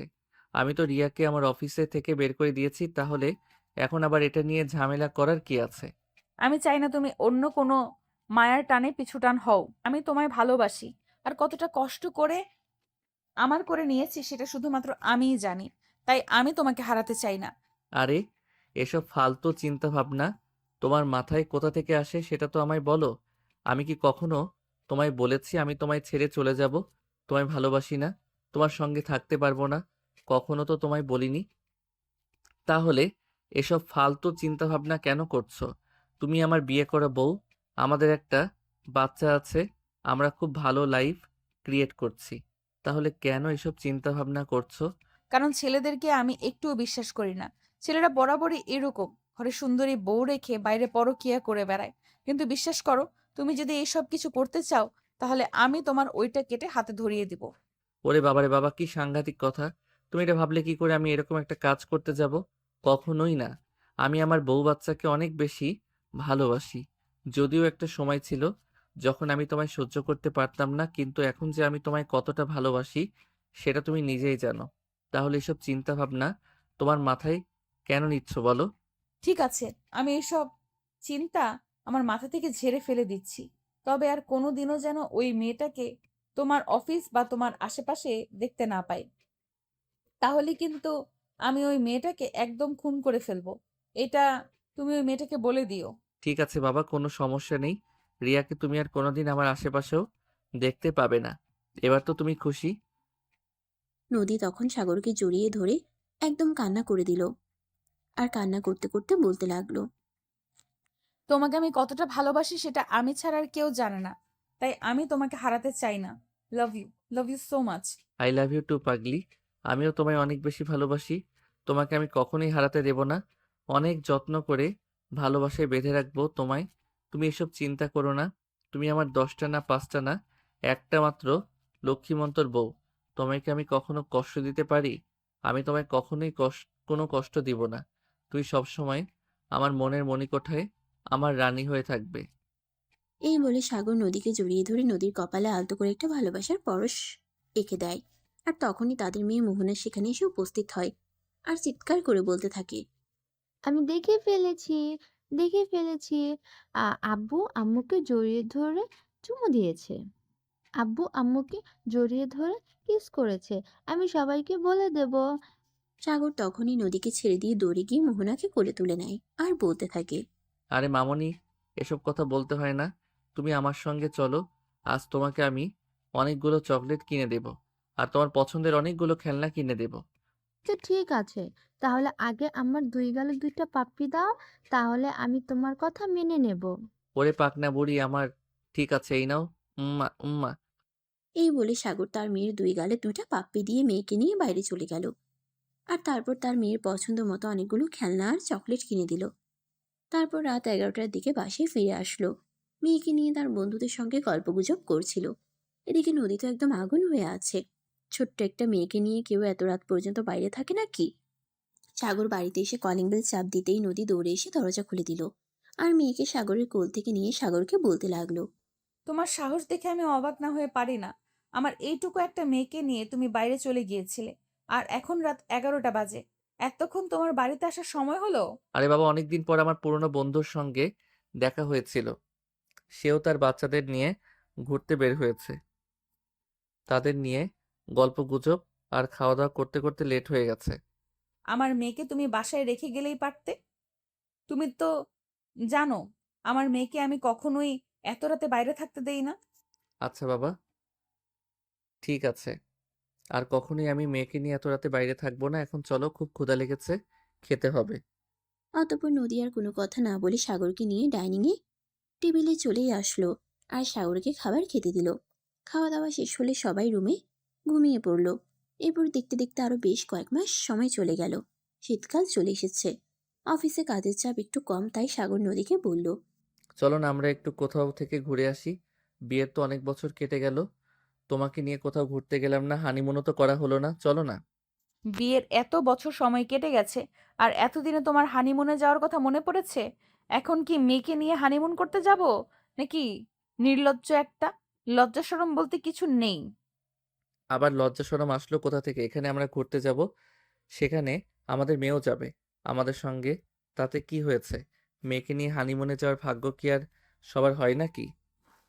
এই যা, বিয়ের এত বছরে ওনার একবারও মনে হলো না হানিমুনে যাওয়ার দরকার। এখন মেয়েকে নিয়ে হানিমুনে যাবে। আমি যাব না। তোমার যা ইচ্ছা তুমি তাই করো। প্লিজ লক্ষ্মী বউ আমার, না করো না। আমার বন্ধুরা তো সবাই এই সবে মাত্র বিয়ে শাদী করেছে, বউ নিয়ে হানিমুনে যাচ্ছে, কিন্তু আমার তো একেবারে অল্প বয়সেই বিয়েটা হয়ে গেছিল। যখন বউকে চিনিস সেটা ঠিক করেই বুঝতামই না। তাই তো বলছি, চলো এবার হানিমুনটা সেরে আসি। তখনই তাদের মেয়ে মোহনাই এসে সেখানে উপস্থিত হলো আর তার আব্বুকে বলতে লাগলো। আব্বু, হানিমুন কি? আমিও হানিমুনে যাব। প্লিজ আমাকে হানিমুনে নিয়ে যাও। মোহনার কথা শুনে সাগর আর নদী দুজনেই লজ্জায় পড়ে গেল। এখন থেকে কি বলবে কিছুই বুঝতে পারছে না। তখনই হঠাৎ সাগর কথাটা ধামাচাপা দেওয়ার জন্য তার মেয়েকে বলল, বাবা, সেরকম কিছুই না। আমি তোমার আম্মুকে এটাই বলছিলাম যে তুমি, আমি আর তোমার আম্মু আমরা দূরে কোথাও ঘুরতে যাব। এই ধরো জাফলং কিংবা কক্সবাজার। ও তাই বুঝি? তাহলে তো খুবই ভালো, খুবই ভালো খবর। তুমি এইখানে বসো, থাকো, আমি এক্ষুনি দিদুকে খবরটা দিয়ে আসছি। দুজনকে বলে দেই আমরা হানিমুনে যাব। কথাটা বলে মোহনা আর এক মুহূর্ত দেরি না করে সেখান থেকে বের হয়ে সোজা তার দাদু রুমে চলে গেল। আর এদিকে নদী সাগরকে মেজাজ দেখাতে থাকলো। এবার তো হলো তোমার। তোমার মেয়ে এখন তার দিদুনকে বলতে গেছে যে তারা হানিমুনে যাবে। তোমার লাজ লজ্জা বলতে কোনো কিছু আছে কিনা সেটাই আমি বুঝতে পারছি না। আরে তুমি আমাকে কেন মেজাজ দেখাচ্ছ? আমি কি জানতাম নাকি মোহনা এই সময় চলে আসবে? তো তার দাদু রুমে ছিল, ও চলে এসেছে আর শুনে নিয়েছে। তো আমি কি করব সেটাই আমাকে বলো। হ্যাঁ, তোমার তো করার কিছুই নেই। এখন ঢাক ঢোল পেটাও আর মেয়েকে নিয়ে হানিমুনে যাও। আমি তোমাকে কিছুই বলবো না। যাও। এই নিয়েই কথা কাটাকাটি হচ্ছিল সাগর আর নদীর মাঝে। অপরদিকে মোহনা ততক্ষণে তার দিদুনের ঘরে চলে গেছে আর তার দিদুনকে বলছে, দিদু, দিদু, আমি, আব্বু আর আম্মু আমরা হানিমুন করতে যাব। তুমি যাবে আমাদের সাথে? মোহনার কথা শুনে তার দিদুন হাসবে না কাঁদবে সেটাই বুঝতে পারছে না। এটুকু একটা মেয়ে এই কথা কোথায় শুনলো। এদিকে তার দাদা ভাইও হাসছে মোহনার কথা শুনে। দাদু ভাই তোমরা যাও, ঘুরে এসো। আমরা যাব না তোমাদের সঙ্গে। আমার তো কোমরে ব্যথা করে, হাঁটতে পারি না। ঘুরতে যাব কি করে? তুমি তোমার আব্বু আম্মুকে নিয়ে যাও, ঘুরে এসো। দাদা দাদা যাবে না? এই কথা শুনে মোহনার মন খারাপ হয়ে গেল। সে মন খারাপ করে রুমে চলে আসলো আর তার আব্বুর কোলে উঠে তার আব্বুর গলা জড়িয়ে ধরে বলতে লাগলো, আব্বু, তুমি দাদাভাইকে কোমর ব্যথার ওষুধ এনে দাও না। দাদাভাই বলেছে দাদাভাইয়ের কোমরে ব্যথা করে, তাই দাদাভাই আমাদের সাথে হানিমুন করতে যাবে না। মামুনি, আসলে তোমার দাদা ভাইয়ের তো বয়স হয়েছে, আর বুড়ো বয়সে এরকম একটু হয়। সমস্যা নেই, আমরা অন্যবার তোমার দাদাকে নিয়ে অন্য জায়গায় ঘুরতে যাব। এখন আমরা ঘুরে আসি। এই বলে সাগর কোনো রকমে কথাটা ধামাচাপা দিল। আর তারপর মেয়েকে নিয়ে বেশ কিছুক্ষণ গল্পগুজব করলো। তারপর মেয়েকে বুকের উপর ঘুম পাড়িয়ে ঘুমিয়ে পড়লো। তারপর চলে গেল আরো বেশ কয়েকদিন। সাগর অফিসে সব কাজকর্ম শেষ করে বাসে এসেই নদীকে বলছে, নদী, কাপড় চোপড় সব প্যাক করে নাও, আমরা কালকেই কক্সবাজার ঘুরতে যাচ্ছি। নদী, কাপড় চোপড় সব প্যাক করে নাও, আমরা কালকেই কক্সবাজার ঘুরতে যাচ্ছি। আরে এক রাতের মধ্যে সবকিছু কি করে গোছগাছ করে নেব? তাছাড়া রিমি তো বলেছিল সেও আমাদের সঙ্গে যাবে। তার হাজবেন্ডের অফিস থেকে ছুটি নিতে পারবে কিনা সেটাও তো জানা দরকার। রিমি তার হাজবেন্ডকে নিয়ে আমাদের সঙ্গে যাবে, এই কথা তুমি আগে আমাকে কেন বললে না? তাহলে তো আমি আগেই জানিয়ে দিতাম। আমি তো ভেবেছিলাম শুধু আমরাই যাব। ঠিক আছে, সমস্যা নেই। আমি রিমির হাজবেন্ডের অফিসে কথা বলে দেখছি আর ছুটি নেওয়া যায় কিনা। ঠিক আছে, তাহলে আমি রিমিকে ফোন দিয়ে বলে দিচ্ছি যে আমরা কালকে যাচ্ছি আর সবকিছু গুছিয়ে নিতে। আচ্ছা ঠিক আছে, তুমি রুমিকে ফোন দিয়ে বলে দাও সবকিছু গুছিয়ে নিতে, আর আমি তার হাজবেন্ডের অফিসে ফোন দিয়ে কথা বলছি। এই বলে সঙ্গে সঙ্গেই সাগর রিমির হাজবেন্ডের অফিসে ফোন দেয় আর তার এমডির সঙ্গে কথা বলে তার ছুটি কনফার্ম করে দেয়। আর তারপর সে নদীকে বলে, আমি রিমির হাজবেন্ডের অফিসে কথা বলেছি, অফিস থেকে তাকে ছুটি দেবে। তুমি রিমিকে ফোন দিয়ে বলে দাও সবকিছু গুছিয়ে নিতে। আমরা কাল সকাল হলেই রওনা দিচ্ছি। ঠিক আছে, আমি এক্ষুনি রিমিকে ফোন দিচ্ছি। তুমি একটা কাজ করো, ফ্রেশ হয়ে আসো, আমি তোমাকে খাবার দেই। তখন সাগর নিজের রুমে চলে যায় আর ফ্রেশ হয়ে খাবার খেতে আসে। এদিকে নদী সাগরকে খাবার দিয়ে রিমিকে ফোন দেয়। আসসালামু আলাইকুম। আপু, কেমন আছিস? ওয়ালাইকুম আসসালাম। এই তো আল্লাহর রহমতে ভালোই আছি। তোর কি অবস্থা? তুই কেমন আছিস? এই তো, আলহামদুলিল্লাহ, আল্লাহর রহমতে ভালোই আছি। মোহনা মামুনির কি খবর? মামুনি কেমন আছে? এই তো ভালোই আছে। তোকে একটা কথা বলার জন্য ফোন দিলাম।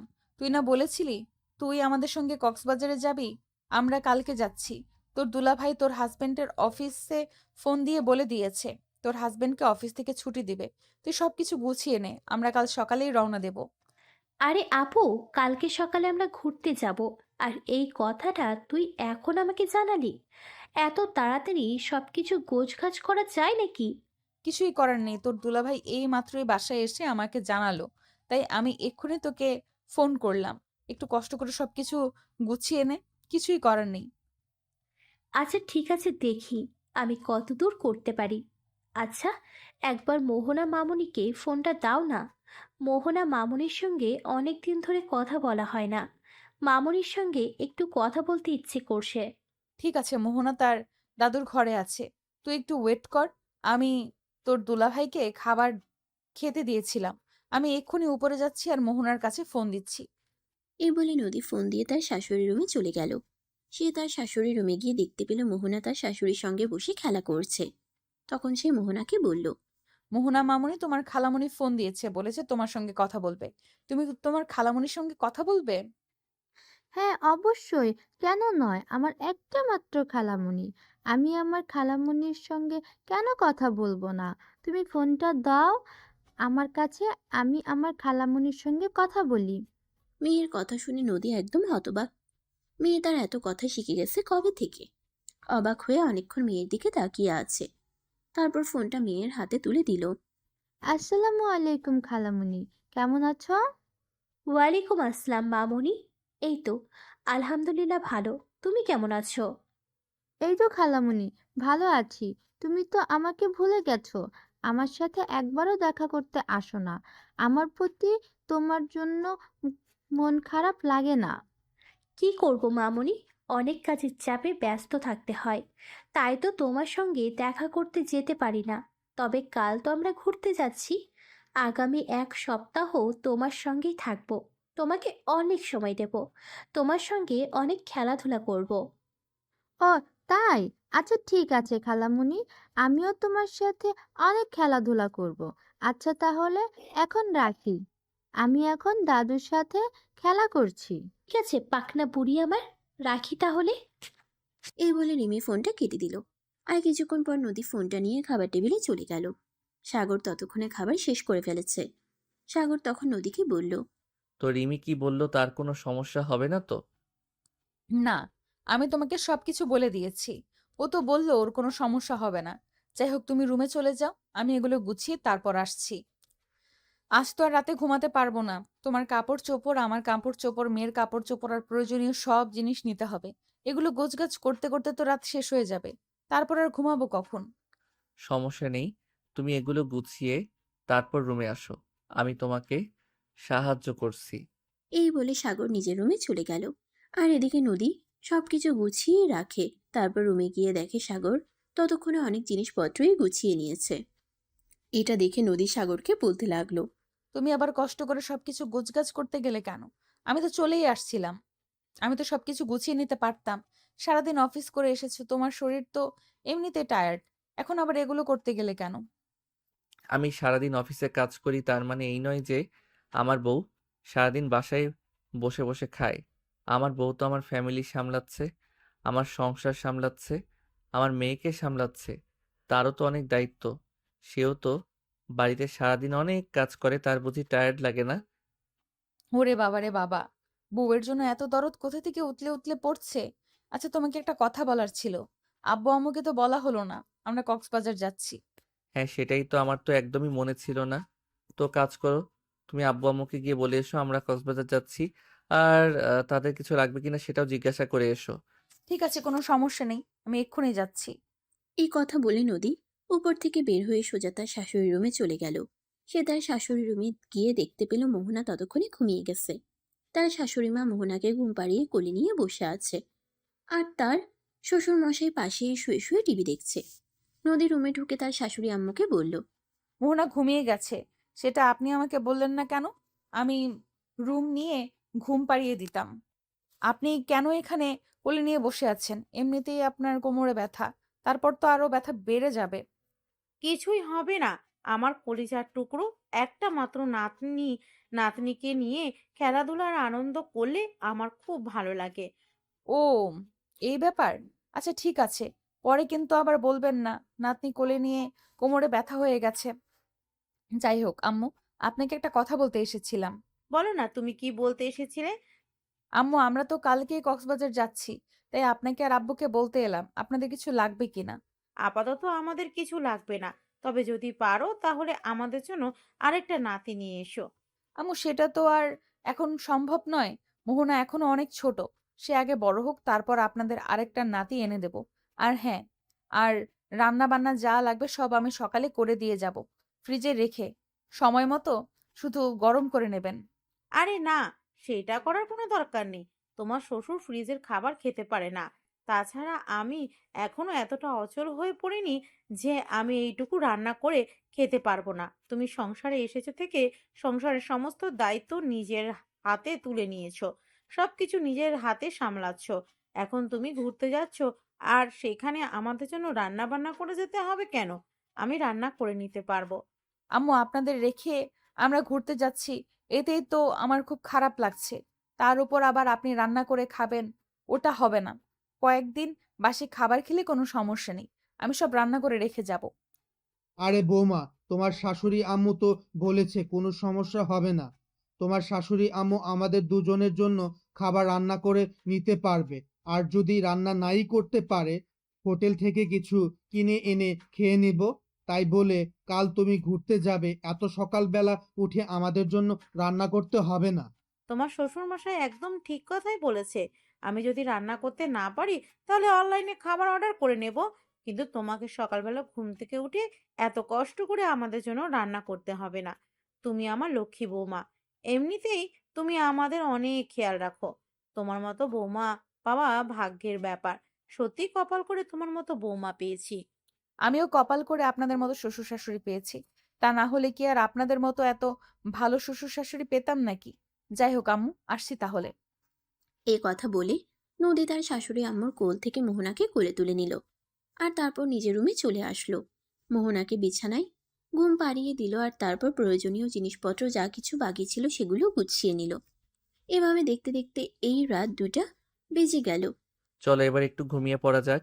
তা না হলে তো কাল সারাদিন জার্নি করে যেতে হবে। তোমার শরীর খুব টায়ার্ড হয়ে পড়বে, তাছাড়া আজ বাড়িতেও অনেক কাজ করেছো। আমার শরীর টায়ার্ড হয়ে পড়বে এটা নিয়ে তোমার চিন্তা হচ্ছে? তোমার শরীর যে টায়ার্ড হবে সেটা নিয়ে তোমার একটুও চিন্তা হচ্ছে না? তুমি তো সারাদিন অফিস করে এসেছো। তোমার উচিত ছিল খাওয়া দাওয়া করে তারপর রুমে এসে ঘুমিয়ে পড়া। সেখানে তুমি সব কাজ করেছো। এখন রাত 2টা বাজে, এখনো আমাকে আদেশ দিয়ে যাচ্ছ। যাও, তুমি আগে ঘুমাও। একা একা কি আমার ঘুম আসবে? আমার বউটা যতক্ষণ আমার বুকে মাথা রেখে না ঘুমায়, ততক্ষণ কি আমি ঘুমাতে পারি? ঠিক আছে, বিছানায় যাও, আমি ফ্রেশ হয়ে ড্রেস চেঞ্জ করে তারপর আসছি। এই কথা বলে নদী আলমারি থেকে নাইট ড্রেস বের করে ওয়াশরুমে চলে গেল। আর এদিকে সাগর বিছানায় শুয়ে মেয়ের মাথায় হাত বোলাতে থাকলো। কিছুক্ষণ পর নদী ফ্রেশ হয়ে ড্রেস চেঞ্জ করে তারপর রুমে আসলো। নাইট ড্রেসে নদীকে একটু অন্যরকমই সুন্দর লাগে। সাগর এক পলকে নদীর দিকে তাকিয়ে আছে। এটা দেখে নদী বলতে লাগলো, কি ব্যাপার, কি হলো? তুমি এইভাবে আমার দিকে হা করে তাকিয়ে আছো কেন? মনে হচ্ছে যেন জীবনে এই প্রথম আমাকে দেখছো। না গো বউ, আমি জীবনে প্রথমবার তোমাকে দেখছি না। আমি যতবারই তোমাকে দেখি ততবারই নতুন করে তোমার প্রেমে পড়ি। হয়েছে, এখন আর আমাকে কোনো পাম দিতে হবে না। তাড়াতাড়ি ঘুমিয়ে পড়ো। তা না হলে আবার সকালবেলা ঘুম থেকে উঠতে পারবে না। আর ঘুম থেকে উঠতে না পারলে যে হানিমুনে যাওয়া মিস হয়ে যাবে, সেটা তো তুমি খুব ভালো করেই জানো। ঘুম থেকে উঠতে একটু দেরি হবে না আমার? বউ তো আছে, সকালবেলা আমাকে ঘুম থেকে ডেকে তুলে দেবে। এখন বউটা যতক্ষণ আমার বুকে না আসবে ততক্ষণ তো আর আমার ঘুম ধরবে না। নদী তখন আর কোনো কথা না বলে চুপচাপ বিছানায় চলে আসলো, আর সাগরের বুকে মাথা রেখে শুয়ে পড়ল। নদী ঘুমিয়ে যেতে চাইছিল, কিন্তু সাগরের মনে চলছিল দুষ্টু বুদ্ধি। সে নদীকে শক্ত করে নিজের সঙ্গে জড়িয়ে ধরল, আর নদীর সারা শরীরে ভালোবাসার আলিঙ্গন করতে থাকলো। নদী ঘুম ঘুম চোখে সাগরকে বলল, এই কি হলো, তুমি এরকম করছো কেন? আমার ঘুম পাচ্ছে, আমাকে ঘুমাতে দাও। আরে, এরকম করছো কেন? তোমাকে আদর না করতে পারলে তো আমার ঘুম আসে না, সেটা তুমি খুব ভালো করেই জানো। আরে বাবা, এখন যদি আদর করতে যাও তাহলে তো ঘুমাতে দেরি হয়ে যাবে। সকালবেলা ঘুম থেকে উঠতে পারবে না। এখন আদর করতে হবে না, চুপচাপ ঘুমিয়ে পড়ো। কিন্তু কে শুনে কার কথা। সাগর নদীকে নিজের আরো কাছে টেনে নিল, আর নিজেকে নদীর মধ্যে মিশিয়ে দিতে থাকলো। নদীও কিছুক্ষণ পর সাগরের সঙ্গে রেসপন্স করতে থাকলো। আর দুজন দুজনের মধ্যে হারিয়ে যেতে থাকলো। এভাবে প্রায় 40 মিনিট পর সাগর নদীকে ছেড়ে দিয়ে নদীকে জড়িয়ে ধরে ঘুমিয়ে পড়ল। সকালবেলা ফজরের আজানের শব্দে নদীর ঘুম ভেঙে গেল। নদী সাগরকে ডাকতে লাগলো। এই ঘুম থেকে ওঠো, ফজরের আজান দিয়েছে, গোসল করে আসো, নামাজ পড়বা। সাগর ঘুম থেকে উঠে ওয়াশরুমে চলে গেল। তারপর দুজনে একসঙ্গে ফ্রেশ হয়ে এসে নামাজ পড়ে নিল। নামাজে বসে নদী নামাজ পড়ে মোনাজাত করছে। আল্লাহ, সত্যিই আজ আমার জীবনটা পরিপূর্ণ। আমি আমার ভালোবাসার মানুষটাকে সত্যিই আমার প্রতি মোহিত করতে পেরেছি। আল্লাহ, তোমার কাছে আজ আমার আর কিছুই চাওয়ার নেই, শুধু এইটুকু চাওয়া, আমার ভালোবাসার মানুষকে যেন সারা জীবন এইভাবেই আমাকে ভালোবাসে আর নিজের ভালোবাসায় আগলে রাখে। আমিন। এই বলে নদী মোনাজাত শেষ করে নামাজ থেকে উঠল। তখনই সাগর নামাজ শেষ করে জায়নামাজটা রেখে নদীকে জড়িয়ে ধরে বলতে লাগলো। তুমি আমায় এত ভালো কেন বাসো বলো তো? আমি আমার 10টা না 5টা না একটা মাত্র জামাই, তোমাকে ভালোবাসবো না তো কাকে ভালোবাসবো? তাই বলে তুমি আমাকে এত ভালোবাসবে? তুমি ভালোবাসার মানুষ, তাহলে তোমাকেই তো ভালোবাসবো। আর কাউকে কেন ভালোবাসতে যাব? তোমায় অনেক বেশি ভালোবাসি গো। তুমি কখনো আমার জীবন থেকে হারিয়ে যেও না। তুমি যদি কখনো আমার জীবন থেকে হারিয়ে যাও, আমি বাঁচবো না। কখনোই হারিয়ে যাব না পাগলি। তোমায় অনেক বেশি ভালোবাসি। আই লাভ ইউ পাগলি। মুয়া। এই বলে সাগর নদীকে জড়িয়ে ধরে তার কপালে ভালোবাসার পরশ এঁকে দিল। এভাবেই চলছিল তাদের দুষ্টু মিষ্টি প্রেমের গল্প। আমাদের আজকের গল্পটা আপনাদের কাছে কেমন লেগেছে অবশ্যই ছোট্ট একটা কমেন্ট করে জানাবেন। ভালো থাকবেন সবাই। আবার দেখা হবে নতুন কোনো প্রেমের গল্পে। আল্লাহ হাফেজ।